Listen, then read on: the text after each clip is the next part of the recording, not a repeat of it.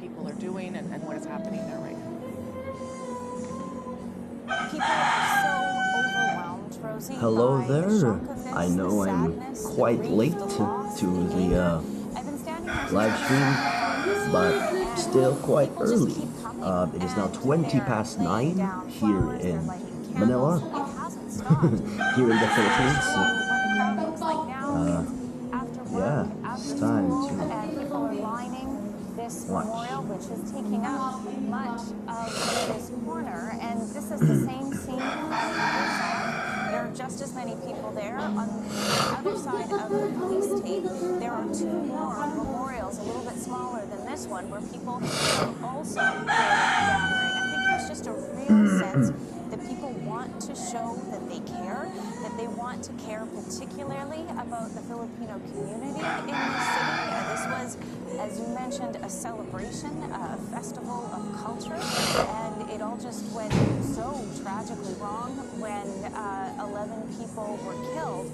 We know that there are 16 people who remain in hospital, so there is this sense that people are hoping for their return to health, even as we know many of them are in, or at least some of them are in critical condition.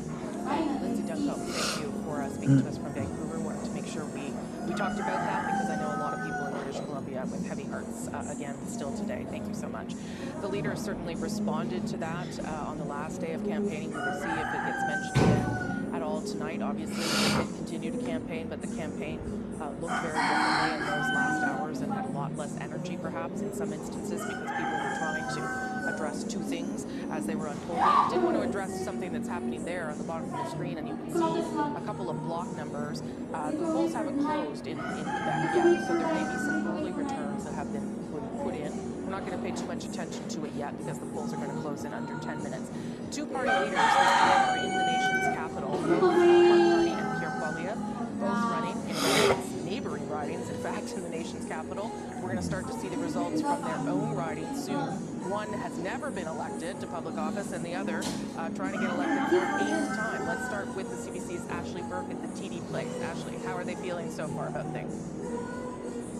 Well, Rosie, the doors are about to open here at the Liberal headquarters, and we're expecting supporters and volunteers to start filling this room. The stage has been set for Mark Carney to appear here later tonight. On the first week of the campaign, we were at a rally where he said that he was seeking a majority government. Then his language changed, and he talked about the final week here that he wants a strong mandate. I'm getting texts from sources saying, with the campaign, saying that so far so good based on what they're seeing from the results. One person said that the theme of this campaign has been pragmatic, that they want to over-campaign, they want to be overly cautious and over-perform tonight. And they've been targeting, going on the offensive in places like Atlantic Canada, targeting ridings that were held by the Conservatives. And the theme of this campaign really has been trying to remind Canadians and hammer home his message about what's at stake this election. And for him, that's Donald Trump and his threats to Canada's sovereignty and the economy. But tonight, we have Canadians that are the ones deciding if it will be Carney sitting around the table with Donald Trump at the end of August.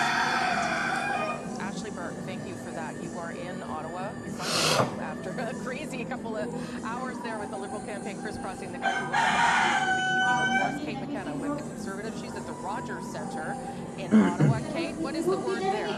Perhaps a little bit of optimism from the Conservatives given what's happening.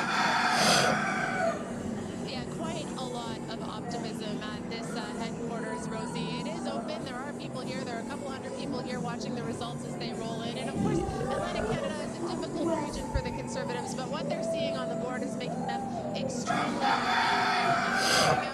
looking around, talking to people, and they were scrolling their phones saying, why are we ahead in this riding, or why are we ahead in that riding? And of course, as you've been saying, these are early returns, but a lot to be excited about if you're the Conservatives, because they're then saying, well, if they're outperforming the polls in Atlantic Canada, then what's going to happen when they hit Ontario with all of those seats in Ontario? And in fact, just a few minutes ago, one of the leaders of this campaign came by and gave me just a big 2 thumbs up. They're very excited about what they're seeing in Atlantic Canada.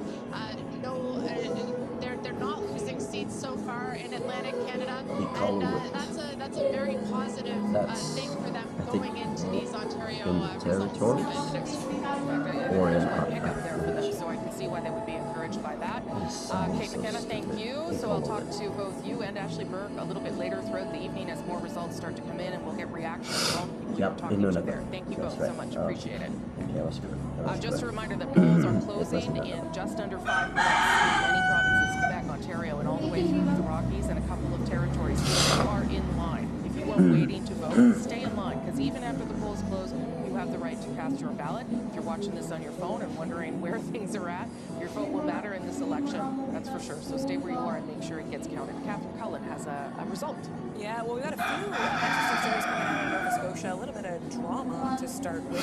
First couple of races here. Central Nova, Sean Fraser continuing to be in second place. You can see about a 400 vote difference. So this one is certainly one we're going to keep following through the night. We want to talk about dramatic races. What is happening in South Shore St. Margaret's here right now? The Liberal challenger in the lead, but an even smaller margin. South Shore St. 354 Margaret's. votes. The incumbent is Conservative Rick Perkins. He picked up the riding in 2021. And if you want a sense of what this has looked like, certainly for the candidates and the teams watching this race closely over the course of the night, check this out. What has been happening, and you can see sort of that big bump at the beginning, but just look at how close those lines are, Rosemary.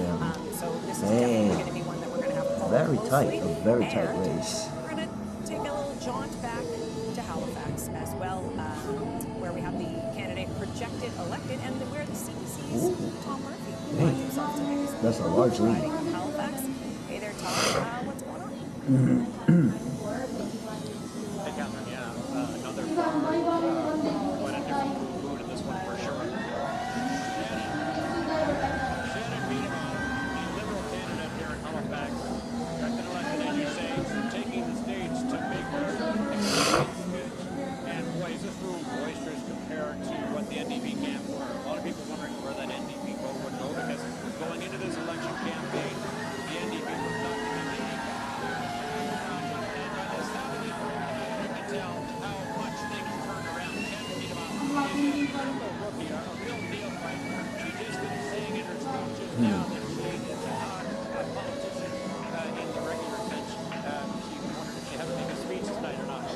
So, and she's going to keep going with that speech because it's what the people in this room want to hear. An impressive win for her tonight. Obviously, that big election question issue about the defense. Her deal with Trump and tariffs in the United States. People in this riding seem to swing to the Liberals on that front, and it seems to have made the difference. We're going to try and get Shannon Beatman for a quick interview as soon as she wraps up her speech here, but obviously this is one of the seats that we're really working hard on trying to bring around, and tonight they did it. CBC's Tom Murphy waltzing from bar to bar in the riding of Halifax. Rosemary, not a politician, coming from a Liberal. That sounds awful. Yeah, that does sound very familiar. Okay, as we get ready for this next large amount of votes coming in and polls closing, did want to show you where we are as we leave Atlantic Canada. This is the vote change in Atlantic Canada. You can see there the Liberals up 8.6, but the Conservatives up 9, more than 9%. The story that Atlantic Canada is really about that NDP number, down 12 percentage points, and that tells you that they are not performing well in Atlantic Canada, and this really is confirming what we knew about this race, that this is a two-party race. Let me show you the seat change in Atlantic Canada, and this is what has the Conservatives happy today. Liberals down 2 and Conservatives up 2. That's the kind of movement the Conservatives are happy to see coming out of Atlantic Canada, and we hope to see as the polls begin to close right across the country. But we will see, right? As we've said, this is early times. Now, what we're going to see now is a whole lot more data coming in. I'm going to just go quickly, just like 30 seconds to you, David. Yeah, show you one please. interesting thing where the NDP vote is going the way that some of suggest it would. This is way down by about 4 percentage points. By the numbers, it's all gone to Jonathan Rowe, Conservative, as has the People's Party vote. In this riding, the Blue Iron Fabrication Yard that built the Hibernia project, there's an oil refinery there, so it's trades, people, and so the NDP collapse is more that blue-orange thing rather than the orange-red. So that's how it's played out, at least right now. That's what Jason Kenney was doing. Yeah, for sure. Okay, good. So good thing to keep in mind as we get ready to bring you a whole lot more information. This is where the bulk of your votes are going to be counted now. Almost 9:30 Eastern. Polls are going to close between Quebec all the way to the Rocky Mountains and 2 territories. This is when your say will start to determine who is going to Bye. form government as we come out of the the results are at the bottom of your screen. Polls now closed. Polls have been closed in most of Canada. That means we're about to get the biggest waves of results we'll get Ang mga from leaders. Quebec, Ontario, Manitoba, Saskatchewan, Alberta, the Northwest Territories, and Nunavut. 266 more seats will be added to the count. Many of these are key battlegrounds of this election. Ridings you need to win to form government. Okay, so that is what is to come. Let's look at where we are right now. Coming out of the Liberals leading and elected in 22. The Conservatives with 10. And the Bloc there, we're not going to talk too much about it. We believe some early results were put in for one riding in Quebec, but there is one riding is leading, and that's in Gaspésie-Île-la-Madeleine. But you can see there, this is not exactly the way the Liberals wanted the evening to start. It's an encouraging sign for the Conservatives, but remember, it was just 3 months ago that the Liberals thought that they were kind of hopeless, not only in forming government, but certainly in losing a lot of seats in Atlantic Canada. So that is part of the story as well. The recovery of the Liberals over. Ian Hannah-Manson. There are 2 ridings in New Brunswick right now where our decision desk is not in a position where it can project a win, and one of them is Miramichi-Grand Lake. We told you at the beginning of the evening that this is very close. It is the one riding that 4 years ago flipped, in that case from the Liberals to the Conservatives. The lead has gone back and forth, and as you can see, just 472 is the lead for Mike Johnson over Lisa Harris. And the other one I want to show you, which is still in play, is Madawaska.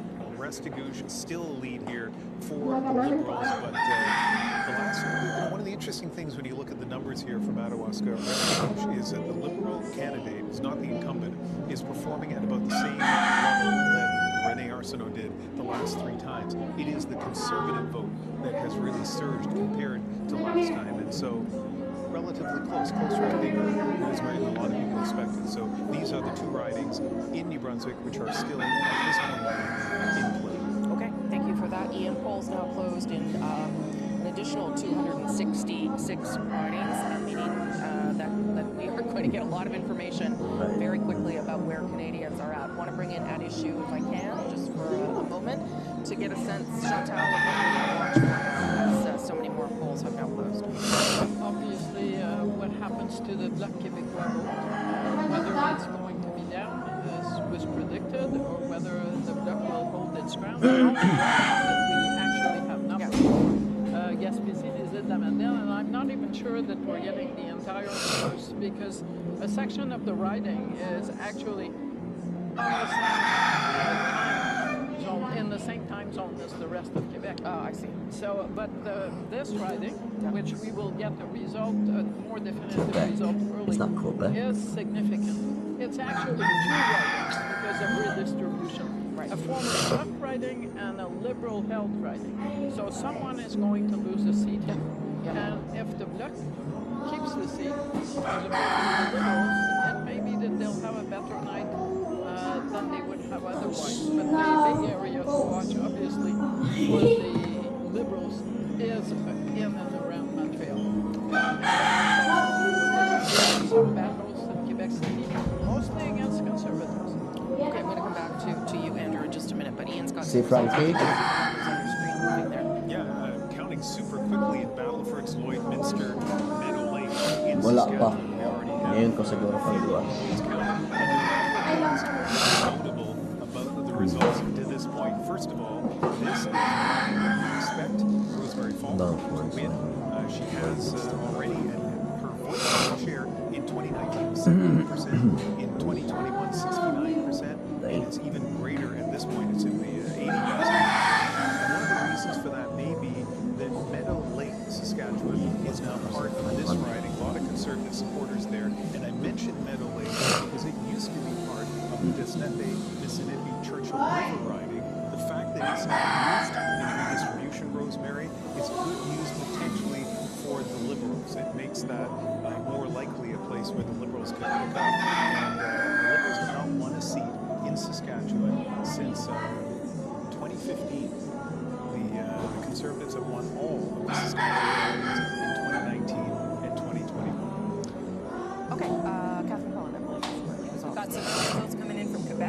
start with a new riding, Maypee. You can see, Rosemary, this is an area, now, again, only 2 polls reporting, but based on redistribution, this is an area we'd expect to go block. But the Liberals have a candidate, a local mayor in the riding, who is going to have a little bit of recognition. Let's move on to Chicoutimi-Le-Fjord. This is a block conservative fight, so interesting to see the Liberals in the middle of that mix, but again, only 1 poll reporting. We will move on to Terrebonne, where the bloc incumbent, Natalie Sinclair-Gagné, is in the lead, and another really exciting riding to watch in this province, a 3-way race in 3 rivers, Trois-Rivières. The Liberal candidate in this case was actually something of a parachuted-in candidate from the Outaouais, Yves Levesque, former mayor in the area. René Villemure, the bloc candidate, who is the incumbent here, actually had to have something for cancer in the middle of the race. It is a riding very dynamic. It's going to be interesting to see what happens there. Yeah, I was talking to our colleague Louis Blouin today, who says that none of the parties happen here, and to be fair, it's a riding that I have visited several times. Always a little bit hard to read. Andrew, what are you watching for now as more polls are reporting? What are the things that you keep an eye on? Well, there's been 2 things happening, focusing on how the races are tightening between conservatives and liberals. There's also been a bit of a bloc support in Quebec in the last couple of weeks of the campaign. And why that's important, you know, in a first past the post, there's everything else on knife edge, small little differences in the popular vote, major changes in the seats. What was really working for the Liberals when they were projecting 45 seats in the bloc and the conservative vote was almost perfectly equally divided, and that's an ideal thing for the front runner. If the bloc starts getting ahead of the conservatives, then that, you know, a lot of seats can move on that. Similarly, in Ontario, you know, often say the national numbers don't mean that much. It's really the race had been tighter in Ontario as well. And Ontario votes, the seats have traditionally been so close to that relative tightening the popular vote again can mean quite a few swings in seats. So we'll have to see how much of that tightening was real and how much of it turns out on. Okay, great. Althea, I'm going to come back to you, but first I want to get to Adrian, who's got some results. Yeah, absolutely, Rosie. Thank you. What everyone is looking for in the province of Ontario is a flip, and in some very early results, we're starting to see one. Let's begin with Algonquin, Renfrew, Pembroke. Now, 1 poll of 262, only 5. 9, Cheryl Gallant has held on to Algonquin, the Conservative Party has held on to this riding since 2000. Cheryl Gallant, long-time MP there. Just a lead of 5, but everyone immediately always looks for flips. You're not seeing a lot, though, in the early results. Let's look at Holman, Nelson Lewis there. That's a sizable lead already, 737 with only 5 and 266 votes reporting, counting very fast there. One more to look at, if we can. David McKenty, 1 poll, but already a lead of 1,000. That is not surprising. No, I was about to say. It's been a Liberal riding since 1988. So. And he got a cabinet for the very first time. Justin Trudeau put him in cabinet? Yeah, Justin Trudeau. Yes, yeah. And then he stayed there with Mark Carney, so he would like to hold on to that and stay in his cabinet job. Ian, you have some results. Yeah, we have 2 results in Manitoba so far, Winnipeg West and Des Moines really early. I show you this not so much because of the count, but that this is a riding that both the Conservatives and the Liberals feel really good about, and it is a rematch between Marty Morantz, the incumbent MP, and Doug Ellison, who used to be the MP for this riding. So we're going to keep a close eye on this through the evening. The other result we're getting right now from Manitoba is riding Mountain. Huge lead for Dan Mazur. He is the incumbent MP there. He's won the last 2 elections with huge margins. So even though it's early there, this is probably an indication of how Riding Mountain will go. Okay, thank you for that, Ian. Let's just take a look, pause for a moment in terms of where we are tonight. As we've said, most of the polls in this country have now closed. British Columbia, of course, and Yukon still to come. But as we see those results start to come in, take a look at where they're at. Liberals leading or elected at 37, Conservatives 26, and the Bloc at 9. Nothing yet for, oh look, the NDP's just popped up, of course, as I said that, leading in 1. If you want to see who has been confirmed elected, you should head to our website or have it open as you're listening to us. CBC.ca/results is where you can find that. A lot of people also asking me about advanced polls. Yes, there was a huge number of you that voted on those advanced poll weekend. It is up to every polling station to decide when they count those. You can count them as early as 2 hours before, or you can count them on the weekend. So you're right, sometimes that will impact the results. Lots of people are watching for that. But we simply don't know when they're getting counted at each polling station, but they will get counted, so not to worry about that. I'm going to go back to the panel now. Althea, you haven't had a chance to weigh in so far on what you're watching for now, as so many other polls close, and you've also been joined by a fellow you know well, Jason Kenney, former Alberta Premier and Conservative Cabinet Minister. We'll get to him first, but what are you watching for now? I'm actually not watching the results coming in because one poll doesn't really tell you a ton. But I still find the results out east really interesting. The fact that Sean Fraser is struggling to hold on to his riding. This is a seat that Pierre Poilievre actually visited just last week and had a big rally with Albert McKay and Peter McKay. This is, of course, the seat that they held. And what you see in Atlantic Canada, what you hear from candidates at the door is that the pitch is Pierre Poilievre's party is not the party of progressive conservatives anymore. So come and vote or lend your vote to the Liberals, and Mark Carney, who probably is more aligned with your values. At least that's the Liberals' pitch. And you're seeing that that pitch clearly is not working in Central Nova, and that coming out with those two huge figures in that riding may have made a difference. At the same time, you're seeing South Shore St. Margaret's, which is traditionally a very conservative seat, possibly flipping, which is also quite interesting. And it's like there's bad news for both parties because the Cape Breton Canso Antigonish seat there were the candidate who's running, the Conservative candidate, is the former provincial finance minister. And that is the kind of riding the Conservatives needed to win if they were to form government. So there's not a ton of great news, frankly, for both parties, and the Liberals are underperforming their own, but so, frankly, are their own desires. Yeah. Okay. And obviously you can see the numbers they're moving on your screen, fast and furious. They're going to go up and down because we don't have actually that many people projected elected at this stage. It's really just Lisa and a few, the people out of the Maritimes mostly projected elected. Jason Kenney, you're hearing from people, talking to people, watching things. What are you making? Yes, I think that most Conservatives are hoping that this trend continues. Now, look, in the pre-election polls, one of the toughest regions for the Conservatives was Atlantic Canada. So to see them being competitive, I think is very encouraging. There were some polls going into this week indicating that things were very quite a bit. I think the last two. Let me tell you, if Conservatives get a significant turnout advantage on that,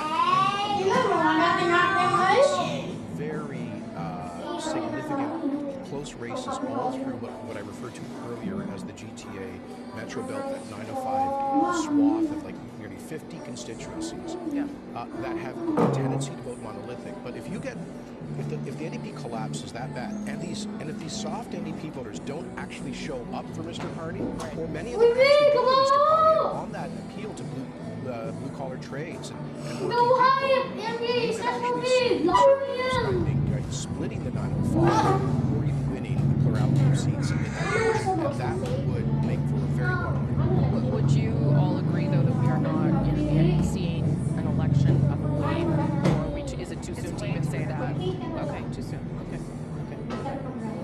Andrew Roll. That's my opinion. I don't know. Okay. The Liberals did worse. They've done worse so far in Atlantic Canada than they did last week. If Atlantic Canada is any kind of indication, if. Chantal? I'm with Althea. It's a bit early. Okay.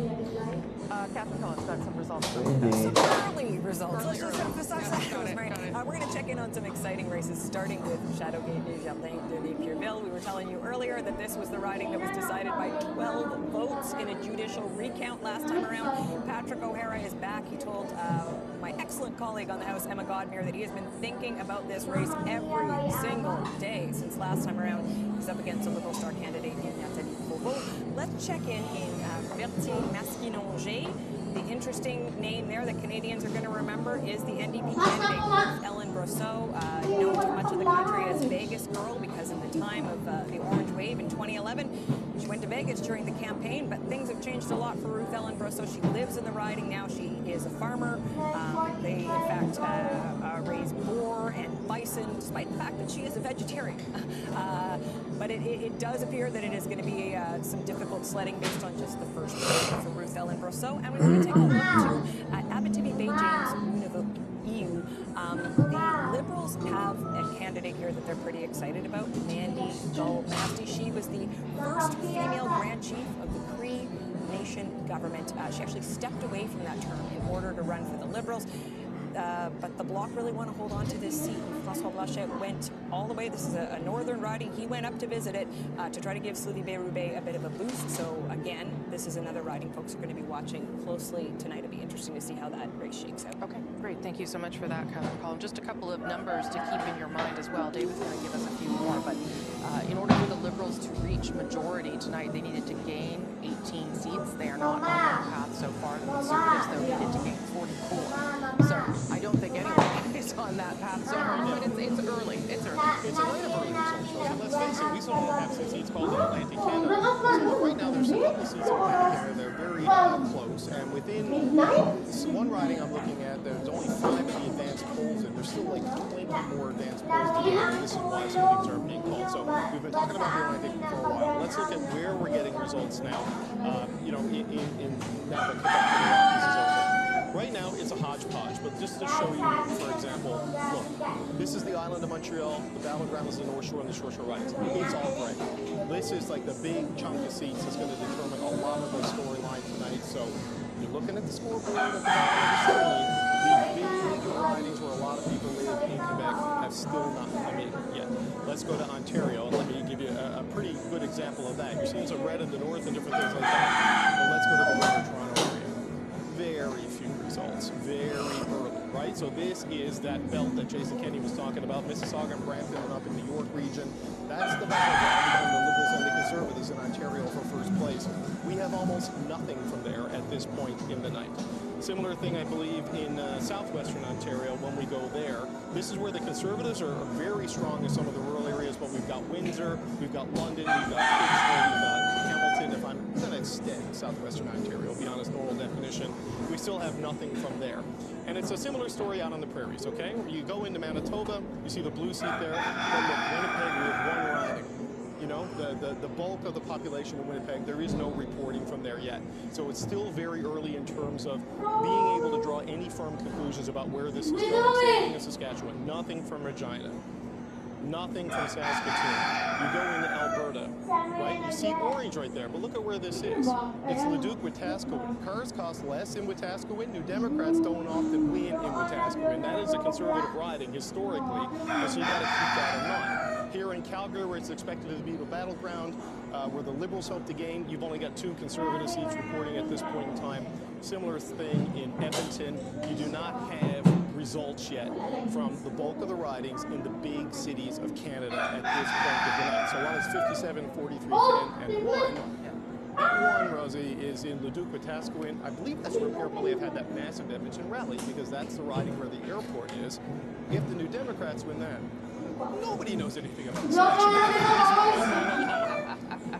I mean, I'm willing to accept that. Let's, as we've been saying, so early results and lots of results flooding in, and as you can see there at the bottom of your screen, 11 minutes now before polls close in British Columbia and Yukon. But let's look at the votes to start to get a sense of the story so far. This evening, 51.2% for the Liberals, 39.7% for the Conservatives. The NDP and the Bloc still in very, very low numbers there. Let me show you what that looks like in seat change so far, right? And this is leading. This is not the full picture yet, but look, the Liberals are up 13. And it looks like, at least at this stage of the evening, that it is at to the expense of the Bloc Québécois down 12 and the Conservatives 1.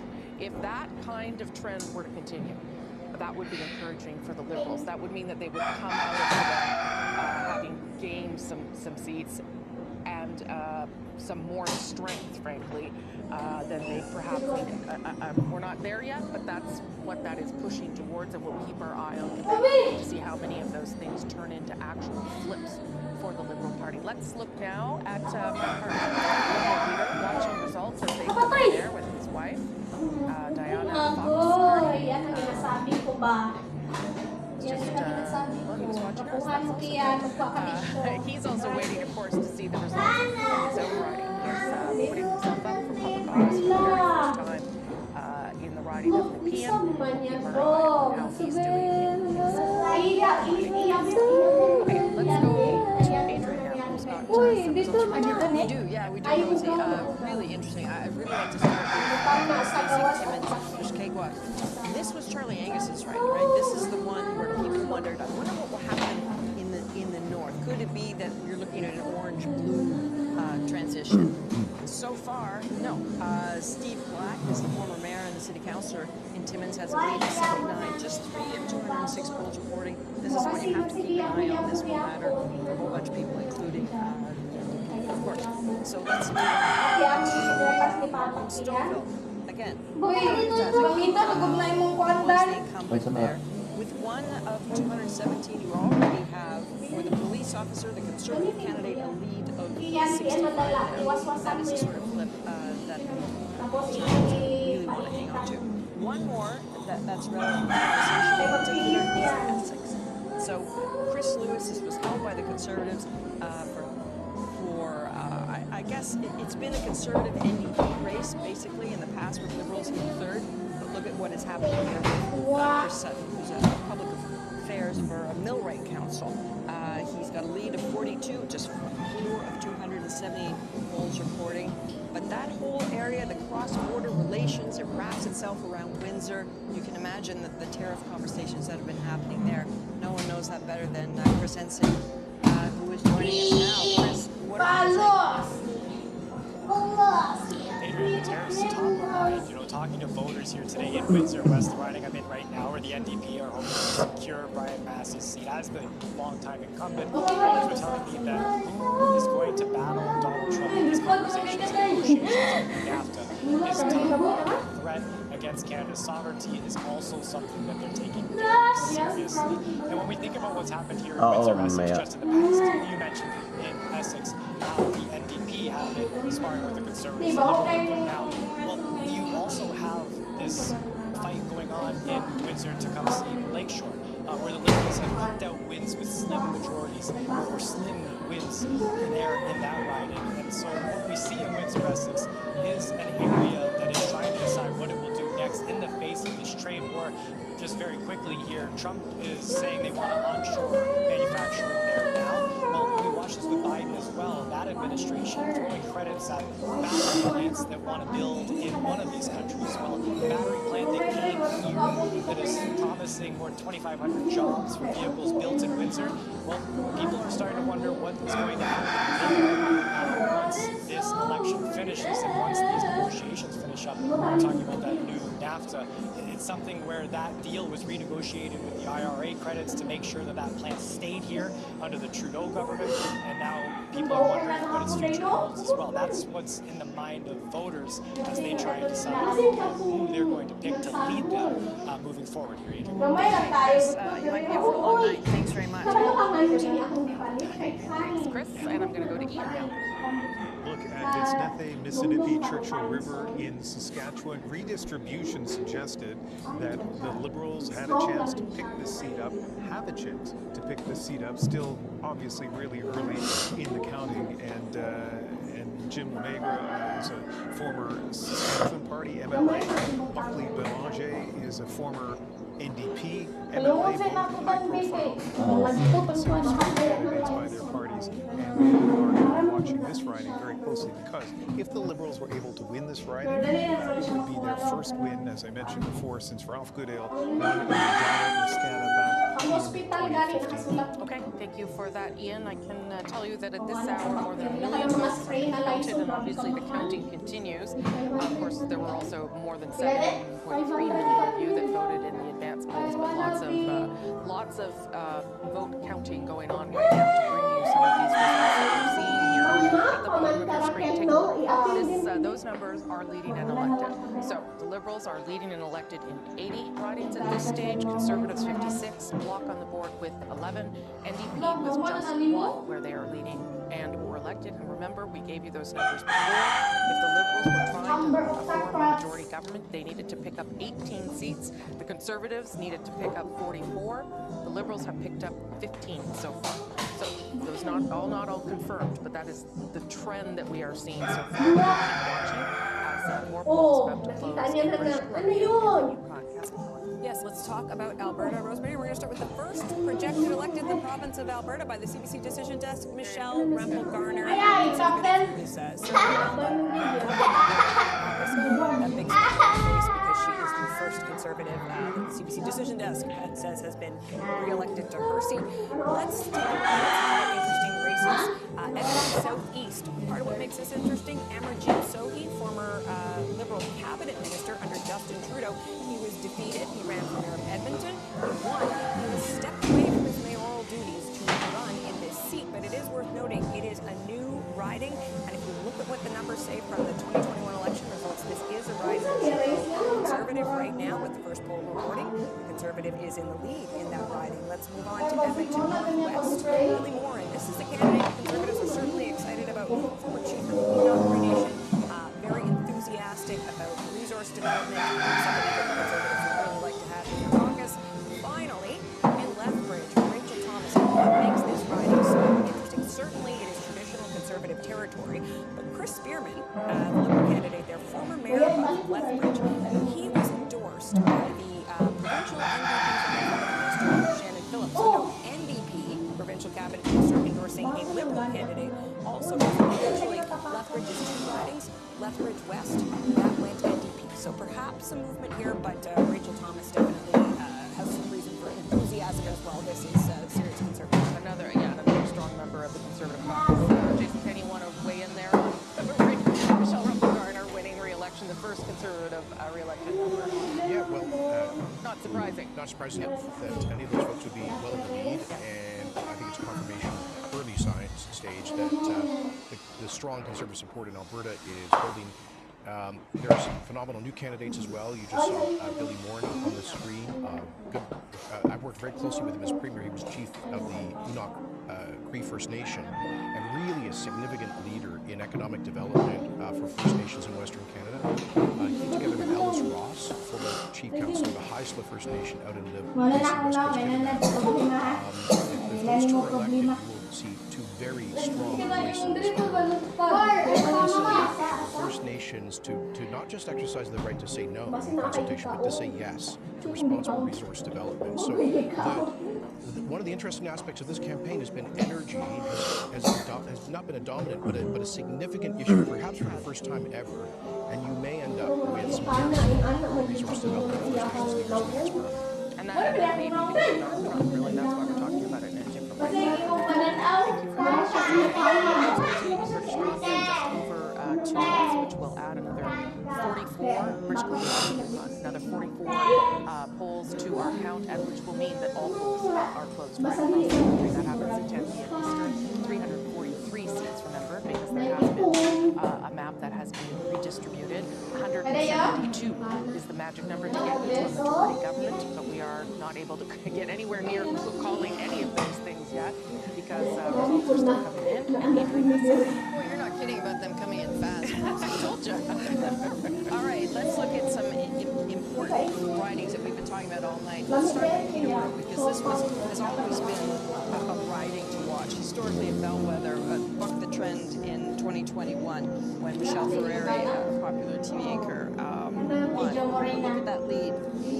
36 for Emma Harrison, small business owner, with just 308 polls reporting. The Liberals would want to get into that one. Let's look at the next one. This is important. Newmarket Aurora. So this was the slimmest margin of victory for the Liberals in the GTA in 2021. But look at what has happened. Sandra Cabana, lead of 227, just 2 of 212 polls reporting. But that is on trend, certainly for what the Conservatives want to see. They poured a lot into that riding. One last one to look at. This is important. This is Niagara Falls and Niagara Lake. So this has gone back and forth between the Liberal and the Conservative this evening. Only 3 of 202 scoring just a lead of 8. But this is a riding that's been Conservative for the last 25 years. It's definitely smaller in redistribution. Help them out, Rosie. Okay, but a very, very small lead of 8 votes. So we'll see. Mark Carney was down there pretty recently in this case about Canada and the West. Another area where, of course, that resonates very strongly. Okay, polls closing in British Columbia and the Yukon in just moments. If you're in line to vote, stay there because you're still going to do it even after the polls are closed. It is 7 p.m. Pacific. Polls are now closing in the westernmost parts of this country. There are 43 ridings in beautiful British Columbia and 1 That means the polls have closed right across the country. 343 polls reporting. And British Columbia, aren't you excited? We haven't called government yet. That rarely happens to you. So guess what? Your votes are going to matter here as we get ready to decide where this is going to go. Let's give you an indication of what we're noticing already, and that is the change in the share of vote. Liberals taking over 50%, and Conservatives at 38.8%, which, to be clear, is a very good score for Conservatives on any other normal election. But this election has been unusual, and you can see the NDP and the Bloc not performing where they normally would be. That, too, has been the story of this election. Let me show you now what seats change looks like. Okay. Let's go through this. Liberals seem to be at this stage leading or elected in 17 seats. Conservatives down 5, Bloc down 11. That would be a devastating amount of losses for the Bloc Québécois in Quebec. NDP down 1. Of course, that is going to change as British Columbia starts to report. The key thing here about whether we can get to a majority government is for the Liberals to gain 18 seats. They are 1 away right now in our projections. Not everything confirmed, but they are tracking towards that at this hour, and a lot of it coming at the expense of the Bloc Québécois. Let's go now to Catherine. Yeah, let's try to look a little bit closer at what that story is, the Liberals and the Bloc Québécois. Let's start with looking at it in the big picture. The seat change, the Liberals up 14 seats, the Bloc down 11, the Conservatives losing 3 seats in Quebec. But again, these are still relatively early numbers. Let's dig into some of what we're seeing in the province. Here is a riding that folks are going to remember the name of, La Salle et Verdun. That consequential by-election in the fall. This it's on the island of Montreal. This is part of the Liberal Château Fort, right? A fortress. And yet, the Bloc Québécois, Louis-Philippe Sauvé, a former Bloc Québécois staffer, won in that by-election. Now, the Liberals have something of a star candidate in Claude Gay, former president of IBM. Right now, with 2 polls reporting, he's in the lead by almost 300 votes. Let's move over to Shepherd. Again, the Bloc Québécois incumbent Andréan Larouche in second. And I believe the Liberal candidate, Felix Dion, I believe he's a councillor in Granby. Alexander Rayford, again, a name that would be known well in that area, the former director of the Métis Gardens in the area, English Gardens, and the Bloc Québécois in second. So all, again, Rosie, you know, these are only some of the polls that are coming in. Yeah. Interesting to see how those numbers are shaking. Yeah, Métis Gardens is just a lovely place. Yeah. We can just do ads of places to vacation. Chantal, I want to get your take before I get some more results, because if this holds and the Bloc is friendly, every breath to lose as many as 11 seats, that's pretty devastating. The Bloc itself believed it could lose 10 to 15 seats. Of course, that wasn't the hope, but this is the best beginning for the Liberals. The Liberals. How many decades?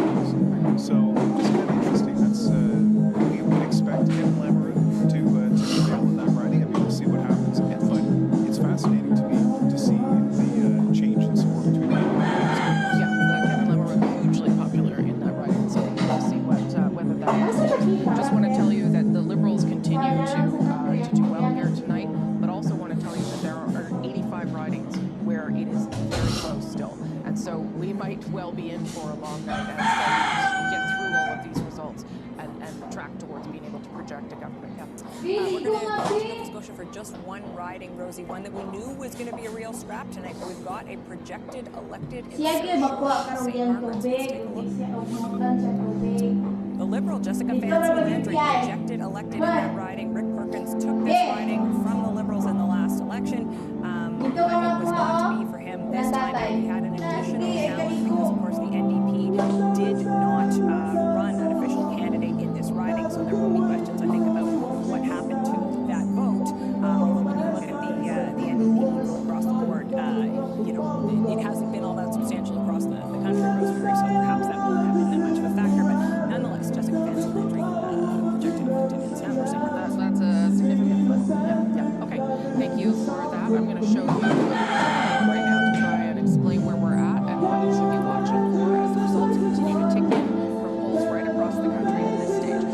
This is where the Liberals are right now. They are leading or elected in 123 ridings. Let me show you the next piece of that. That is the pink seats that you're seeing there. Those are incumbents. Those are the seats that they would have to now win 51 more if they want to track towards majority. And if they were to win those 51 incumbency, as we've been talking about, does give you an advantage. But if they were to win that, they will surpass the 172 they need to get to a majority.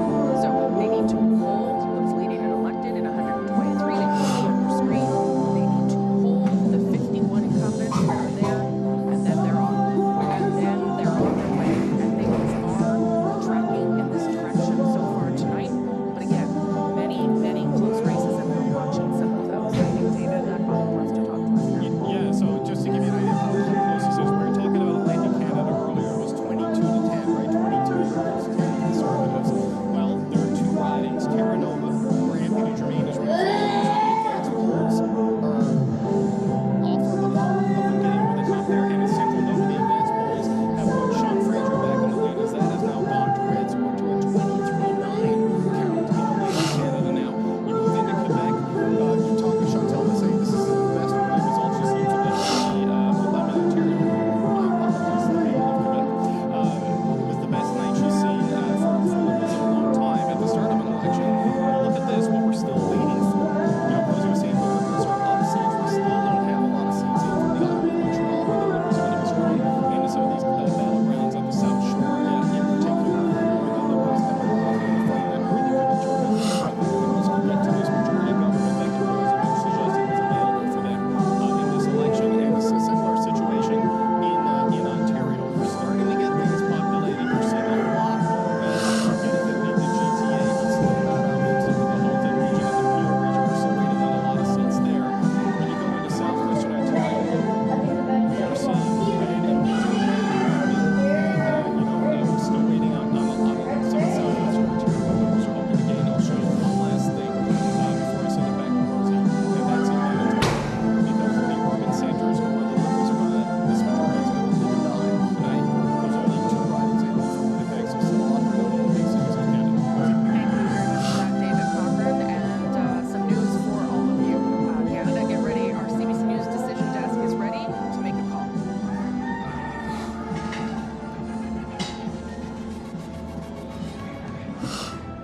Canada's next government will be a Liberal government. It is not yet clear at this hour whether it will be a minority or majority because of some of those close races we were talking about. This marks a fourth Liberal mandate, very rare in Canadian politics. But the Liberal Party, led by Mark Carney, has pulled it off. A stunning reversal, a Liberal comeback. With the first-time politician as leader. You're looking live there at the Liberal Party headquarters right now.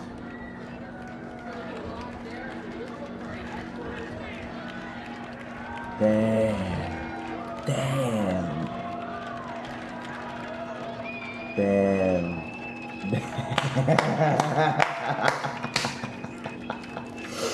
Nice.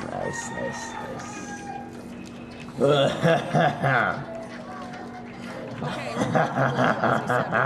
in political fortunes for the Liberal Party that was thought perhaps to be left for dead just months ago has now made this incredible comeback, remarkable comeback, and is going to form government yet again. Comeback is real, my friend. Public office before we're waiting on results from his riding tonight. Mark Carney, the 24th Prime Minister, will now be the 25th Prime Minister as well.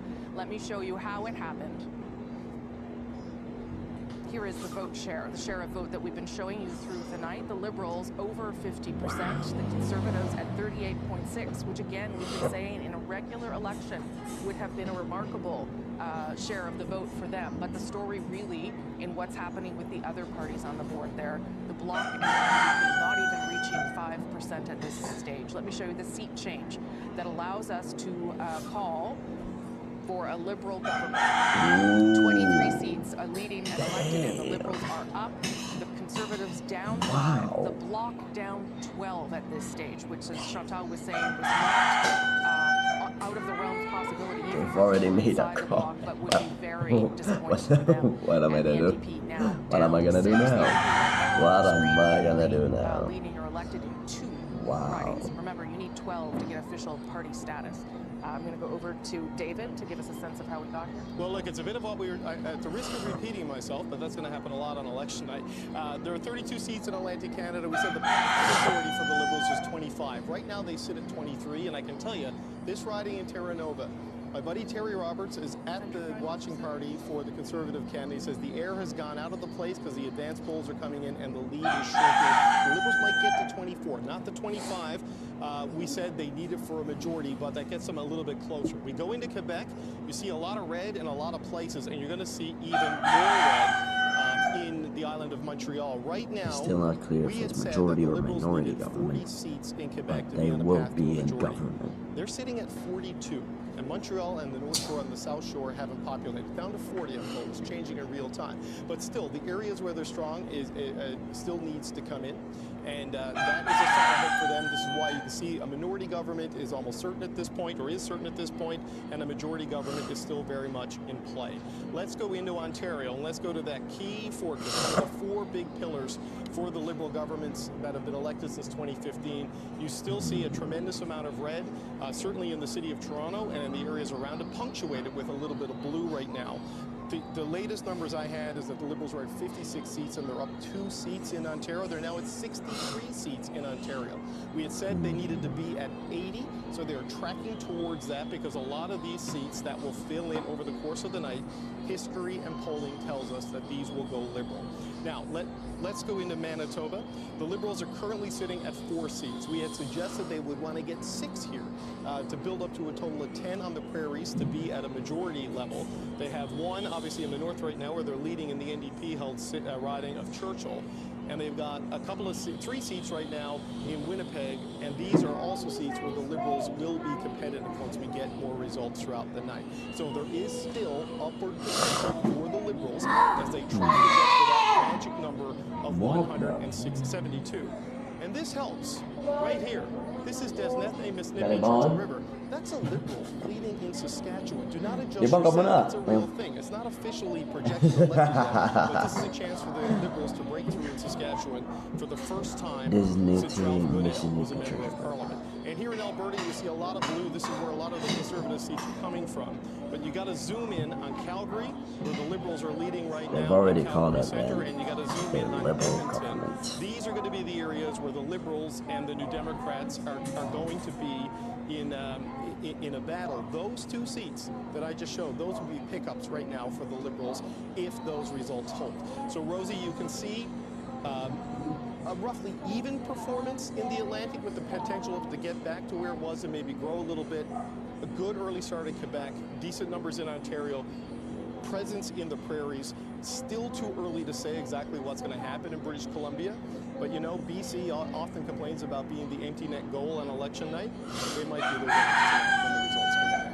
Okay, and one of the reasons we have yet to call what kind of government Canada will have is because there are 100 ridings where the low margin is about 100 votes. And that is simply too close to call for us and for the decision desk. And so we're going to wait to be sure before we get to that point. And that's partly why, as David said, British Columbia could be awfully important here tonight. You're always important, British Columbia, but even more important in terms of forming government for Mark Carney to become now, who is the Prime Minister right now, but stays Prime Minister, the 24th Prime Minister, and now for sure won't have any problems beating Charles Tupper's record of being Prime Minister for only 68 days. He's going to hang in there a little bit longer, apparently.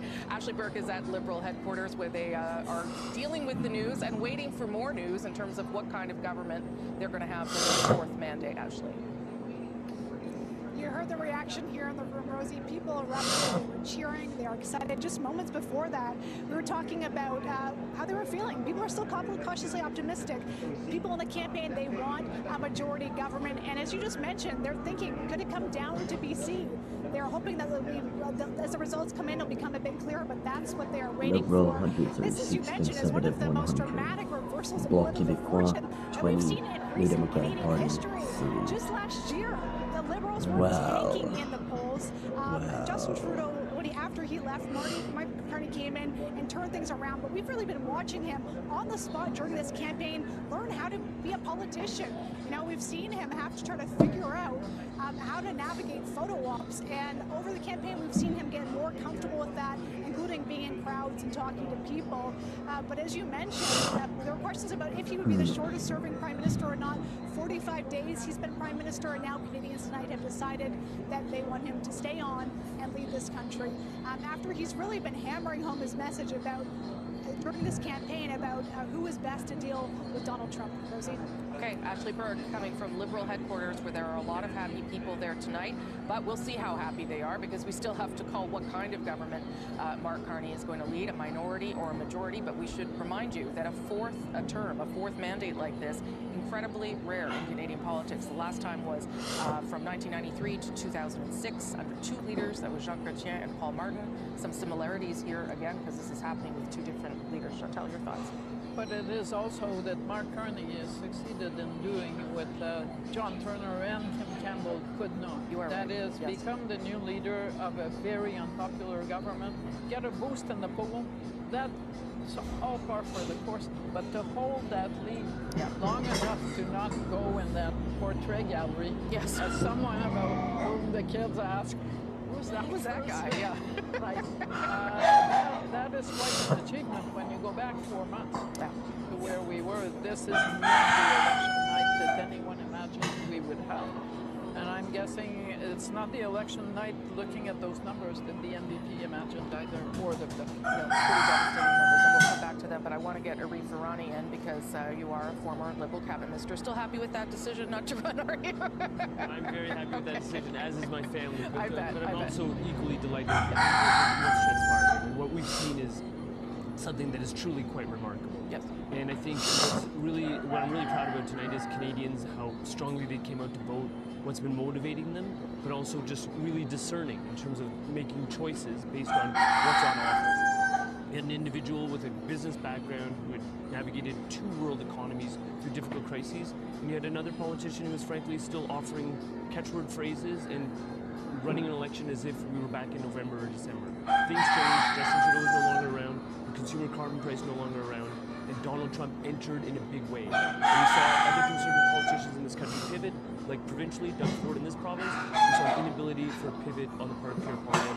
And I think you've seen the results. People have decided that they want mature professional leadership, and that's what they're getting with Mark Carney. And I think it's a really important time for Canada, because there's a lot of hard work to be done. Yeah, it'll be interesting to see what kind of government you end up with here, Andrew, because you know, that also sends a message. If Canadians opt for a minority government, that also is a message to the Liberals and to Conservatives. But what do you make of the fact that this has happened? Because it is right, it is a remarkable... I think I'm gonna have to look back on this part of the stream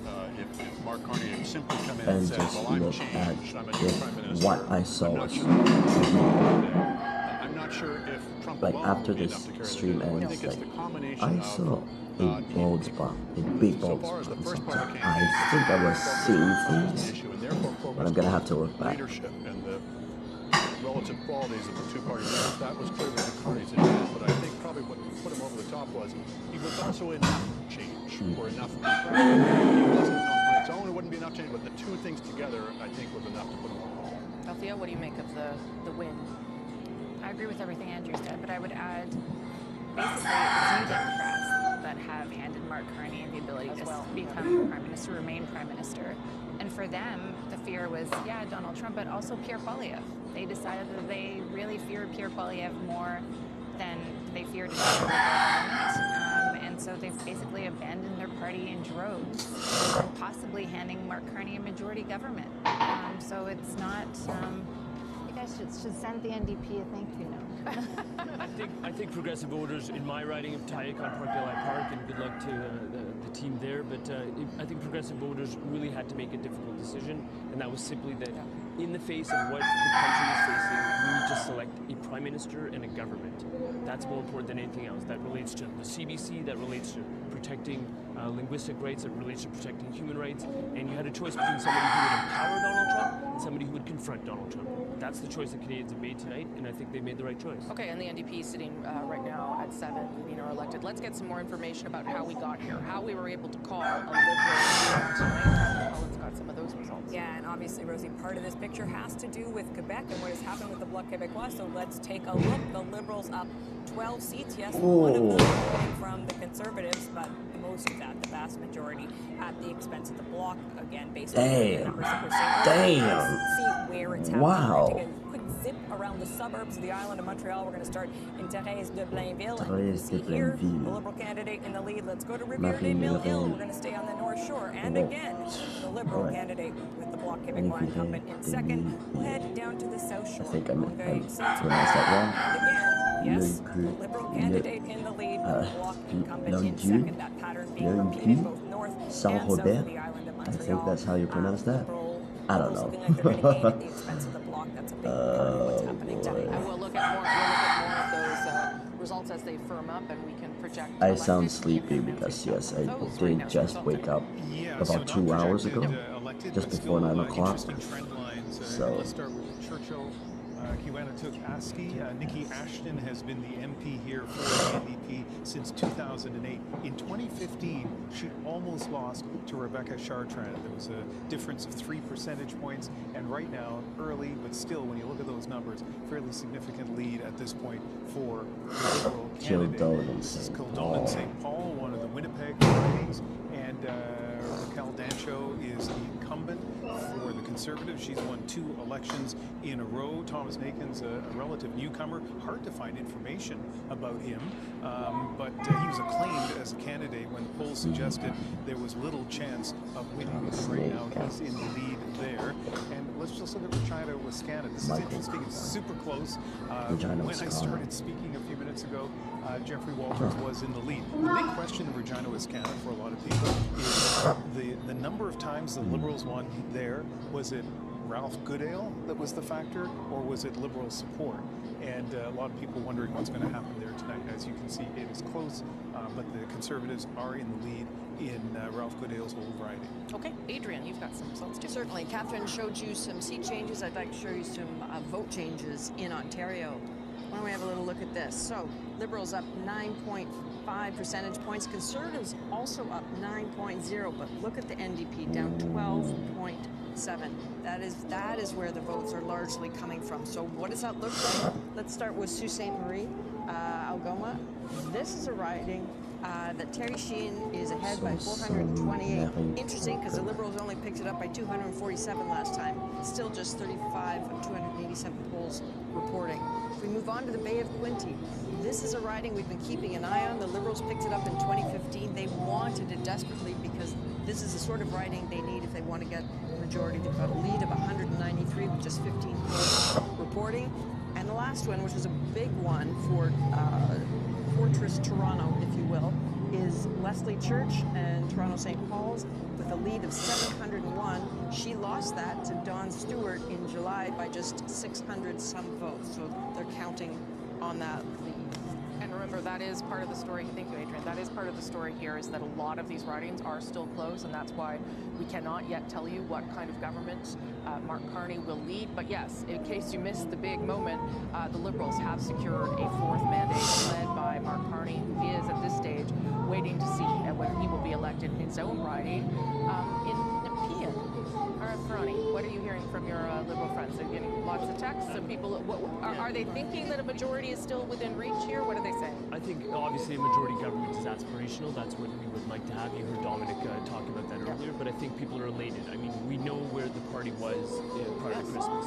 We know where we were in early January. The fact that it's been such a remarkable swing is a testament to optimism. It's a testament to Mark Carney's leadership, but again, it's a testament to Canadian voters. And I think, when I think back about what's really changed in the last little while, I think if you're looking at somebody who need to stand up to an American threat that is as clear and demonstrative as Donald Trump, and you have somebody who's posturing themselves that they want to be that person, Pierre Poilievre, who shows an inability to stand up to Preston Manning. We now have a green seat. I think you don't have the right individual. And it's now 27 past 10 in Toronto and as I said earlier, or in Ontario. Quebecers have realized this, notwithstanding linguistic limitations. Where could that seat be? Where could that seat be where the Greens are leading? Or elected? Or declared elected, I should say. And vote in terms of selecting a leader. And that's what Canadians have done. Anyways, the Liberals have 150, 150, so they're now pretty close to a majority. The change that we need to see to grow the economy, to build a collaboration, to diversify our trade partners, and to continue to make progress. Althea made a little bit of a squint there, winced a little bit as you spoke, so I'm going to let her talk before I get some more results. Well, I was going to say, It's now at 149. Oh, back at 150 again. all the Liberal backbenchers who tried to get Justin Trudeau to leave. 149. Who finally The numbers are if Justin Trudeau had not left, wobbly there is no way we would see the at this result point. we are seeing right now. Oh boy. Even with Donald So there's Back at there are people, 150 lots of again. things going on. Oh God. Create the Wow. scenario that we find ourselves in at the moment. And also, we pretty soon people will vote, so we need to convince them to. Yes, you've already won. You've already won. The votes have already been cast? We're just waiting to see. Yes, we're just waiting to see how it goes. But it's hard to shake it off. I understand. I think Ian has some early results. Yeah, in British Columbia, as we said, the Conservatives, Liberals, and NDP have done well there. They certainly did well there in 2021, and so there's a lot of potential, particularly for the Liberals and the Conservatives, to pick up seats. Let's look at some early results the with some Liberals are not potential at changes. 151. North Island, Powell What if I River, won? this has been a stronghold for the Back at NDP, and 150. right now in the lead there. So we'll keep an eye on that. Let's take a look at in the interior, Silkmead, South Okanagan, West Kootenay. Again, relatively close, but this is would be a pickup for Conservatives if they could hang on to this. Kootenay. Helena Conans is Oh, a the green seat is tennis gone. player and competed Oh in no. and at the Oh, US no. Open. I did not know that. I find that really interesting. And South Surrey, White Rock, obviously really low numbers. We just wanted to show this to you because it would be a change if this were to hold. And interesting, Ernie Klassen was acclaimed as the candidate. I think we're seeing a lot of that across the country, right? Where candidates who were acclaimed when maybe It nobody is else now really midnight wanted in the St. nomination. I'm not John's sure if that's what happened there. in But, Newfoundland. you know, some of those people are going to end up going to the House of Commons. Okay.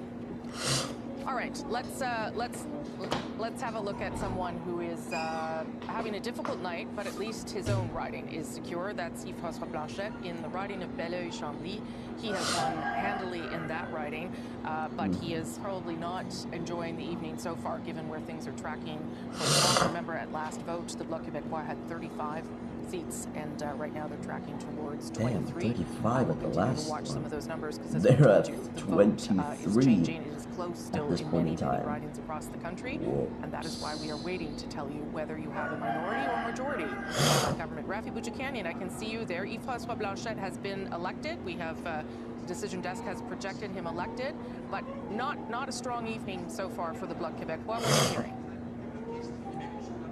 It is not, and you'll forgive me, I was just turning around to try to figure out who they were cheering there. There have been a lot of cheers for people you'd expect to get elected. Like François Blanchet, a couple of others like Alexis Duceppe, you know, like a stalwart of the party, but this is not the results they're looking for. 23 seats, I mean, that's kind of a number where if the Liberals get a majority, that's not a great night for the Bloc Québécois. They're trying to cheer here, they're trying to be, you know, enthusiastic. They did have one major win. We were talking about Gaspésie earlier. Well, they won that riding. Radio-Canada announced that they project a win for Alexis Deschênes, that star candidate, who would be taking that riding from Diane Leboutillier, a Liberal who has been there for a while, and the crowd erupted into enthusiastic cheers here when that happened. So that was one that's a take from the Liberals. So I'm wondering what channel they're watching there. It looks like a French language channel. A little bit of a show here.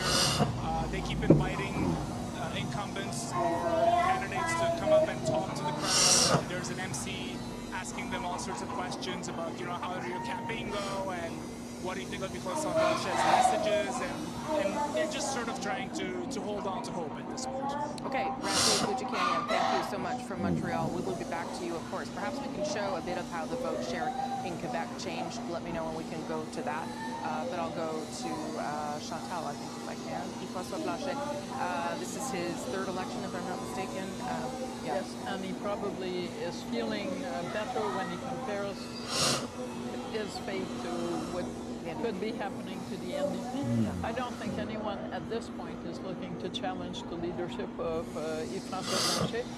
A lot of people in Quebec over the campaign were saying, well, we're going to lend our vote to the Liberals because of special circumstances. But it wasn't a judgment on the Bloc Québécois that they were making. Now, that being said, what also created this dynamics in Quebec in particular, the only province where Pierre Poilievre never led the pack, was always in third place, was this notion at some point that there was surge, not because the Bloc was doing so well, but because a lot of Quebec voters looked at the numbers outside Quebec and thought to themselves, the rest of Canada is about to elect Pierre Poilievre. We don't want him. So we are going to build a wall by voting for the Bloc. And of course that wall crumbled the second that Justin Trudeau was left and the polls showed that Mark Carney had a shot at winning. Well, then they built a wall around the Liberals in Quebec is really what happened to keep out. I mean, they're looking at for 40 seats, and it looks at this point in the evening like they're going to get better than that.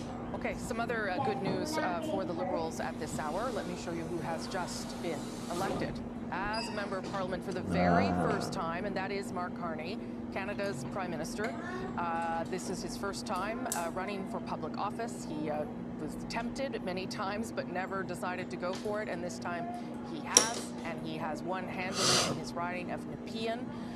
This is, I can't remember, what I have this trivia somewhere, but the last time that a Prime Minister's riding was in the nation's capital. I'll go find that for you. But Mark Carney winning his own riding tonight. That is the first time that he has won public office, the first time he has sought public office, and now he can also not only be Prime Minister, but be elected as Prime Minister, something that he wasn't before. That is Liberal headquarters, where they are waiting for more information, obviously, about How how did he this become Prime Minister kind of government they will unelected? celebrate tonight. David Pucker. Yeah, you know, Rosie, at the beginning, Look I think that Mark up Carney's never going to be later. the finance minister at this rate, because that was always the rumor and his entry into Canadian politics. I want to go through sort of where the Liberals are at this stage, you know, to sort of the reason why we have projected a Liberal government and to show why a majority is still very much in play. And I'm going to go all the way back to Newfoundland and Labrador just to show you something here. This is Terra Nova and the Peninsulas. This has been a conservative seat throughout the night, but just have a look at this. It's now down to a 28 vote lead. This has been happening in a lot of the ridings in Atlantic Canada where the advance vote is being counted late and where the Liberals did a really good job of getting their vote in early over that Easter weekend. So with 12 polls reporting, you can see Anthony Germain, the Liberal candidate there, chewing up that conservative lead and getting now within less than 30 votes. There's been similar stories. We saw that happen in Central Nova, in Nova Scotia, where Sean Fraser was way down for a period of time, but as more and more advanced polls have come in, he's moving into the lead, and also in New Brunswick, in Miramichi Grand Lake, where the advanced polls have put the Liberals into the lead there. So the Liberals started the night with 24 seats that they held as the 32 in Atlantic Canada. They're back at 24 with a chance If Terra Nova flips, they get into that 25 that we talked about on the path to majority earlier. So, still a chance for them to hit the threshold here. We'll go into Quebec, where the last I checked, because the numbers are changing soon, they were at 42 seats. They're now at 44 seats in Quebec, 13 of the pickups. And look at this. We're still waiting for a little bit of data on the island of Montreal, only really in one riding. There is a Conservative leading on the island of Montreal right now in the riding of Mount Royal, so we'll have to see where that goes. But either way, the Liberals, at this point in the night, with still a lot of votes to be counted, are ahead of the 40-vote threshold they needed to be at in Quebec. Now, Ontario, a lot of votes being counted, slightly different story. They are at 69 seats of the 122. They are down 6 right now.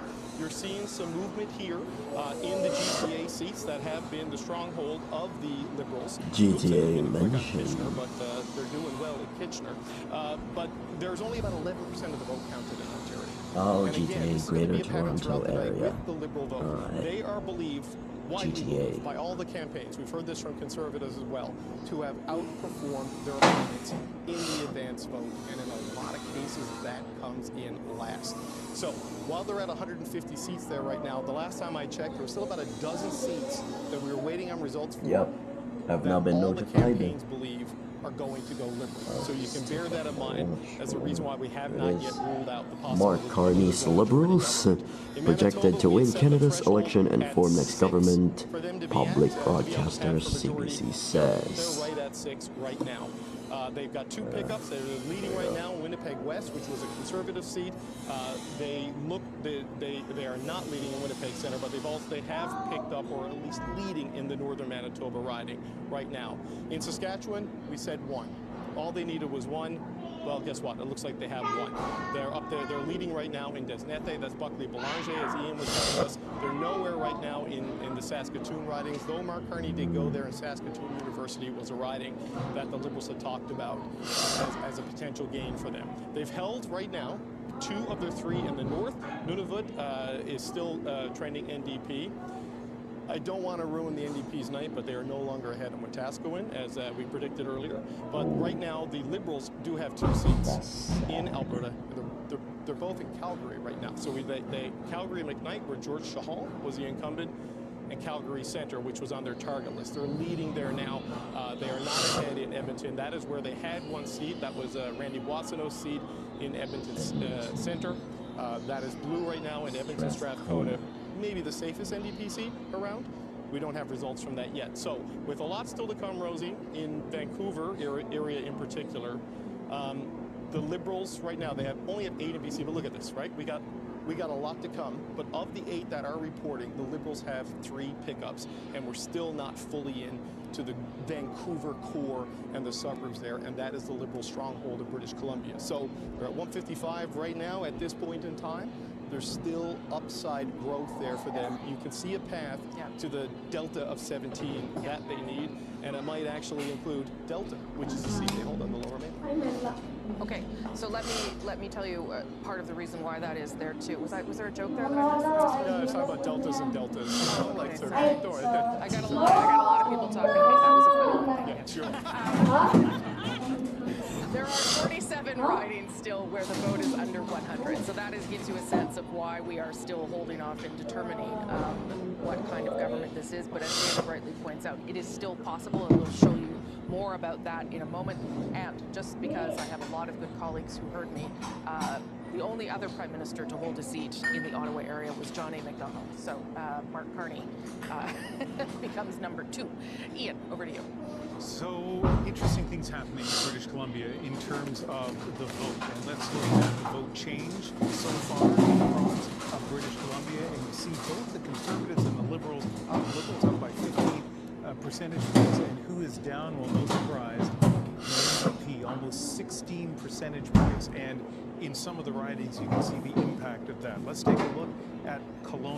Kelowna is really interesting because if you look at what happened to the NDP support there, at least as of right now, it was 18% in 2021. It's down to 2.7%. And it seems to be going to both the Conservatives and the Liberals. The Liberals right now in the lead, the incumbent in second place. Let's take a look at Okanagan Lake West South Kelowna, there the NDP support has gone from 18.9 percentage points to 5.5. Now, super early, but still interesting to note and to keep an eye on. And now Richmond East Steveston, this is another riding that kind of shows what's happened to the NDP support. It's gone from 19% in 2021 to 3.7%. Both the Liberals and Conservatives up. It looks like the Conservatives in Richmond East Steveston might be benefiting more from that drop in NDP support than the Liberals are. But throughout British Columbia, we said this hours ago. I mean, maybe it was yesterday, I'm not sure. But anyway, hours ago. We haven't been here since yesterday, to be fair. Yeah, I know. Anyway, what would happen to NDP support? Would it drop? It seems to be doing that in British Columbia and in a province where the Liberals and Conservatives are so competitive in so many ridings. Who will benefit the most from that? Still very much in flux, but they both seem to be benefiting. Yeah, right. Okay, so let's get another part of that story, and that's to look at whether a majority is still possible here as we wait to make a firm call on what kind of government Canada is chosen. So here you go again. This is back to the House of Commons. All those red seats there, leading and elected. So that gets you up to 157. Now we're going to add incumbents to come. Those are the pink seats. That is 9. So they need to hold the 157 they have, gain 9, and they are still under 6, not quite reaching the majority so far with those numbers. But let me give you another little piece of information that is relevant as we think about whether this is going to be a majority government, and that is that there are 44 ridings where the margin is 100 votes or less. And in 24 of those, the Liberals are in second place, meaning that there is still a possibility that they could flip some of those ridings and indeed get over that threshold of 172. And that also tells you why we're not saying anything just yet, because there's a lot still in flux here. It's possible, but it's getting a little bit harder for the Liberals to get there, and they're going to have to work a lot harder in these other ridings and these counts to make it. Let's go to Adrian now, who has some results. You bet. You're talking about tiny margins. You're talking about areas the Liberals want to flip. Let's look at some of those. Let's start with Kitchener Centre. You are not seeing green on the map on the bar at the bottom because Mike Morris is trailing by 33. Just 3 out of 213 polls reporting. That's the very thing Rosie's been talking about. Let's look at another one, Hamilton Centre. Again, the NDP want to hang on to that. Liberals are leading with 55, just 55. One last. Another one that's a tiny margin. That is Niagara South, and that is a riding that would have flipped to the Conservatives in redistribution. The Liberals are holding it with just 22. Only one poll reporting. Okay, so some of those early results we're seeing, some of those tight places. Oh, I think we've got one more elected here. Well, look at that, and that's a big one to miss. That is Leslie Church, projected elected from Toronto St. Paul's. That was a rematch against Dawn Stewart. That made 1,840. She lost that by 647 votes in that by-election that started everything that's happening right now. You can draw a direct line.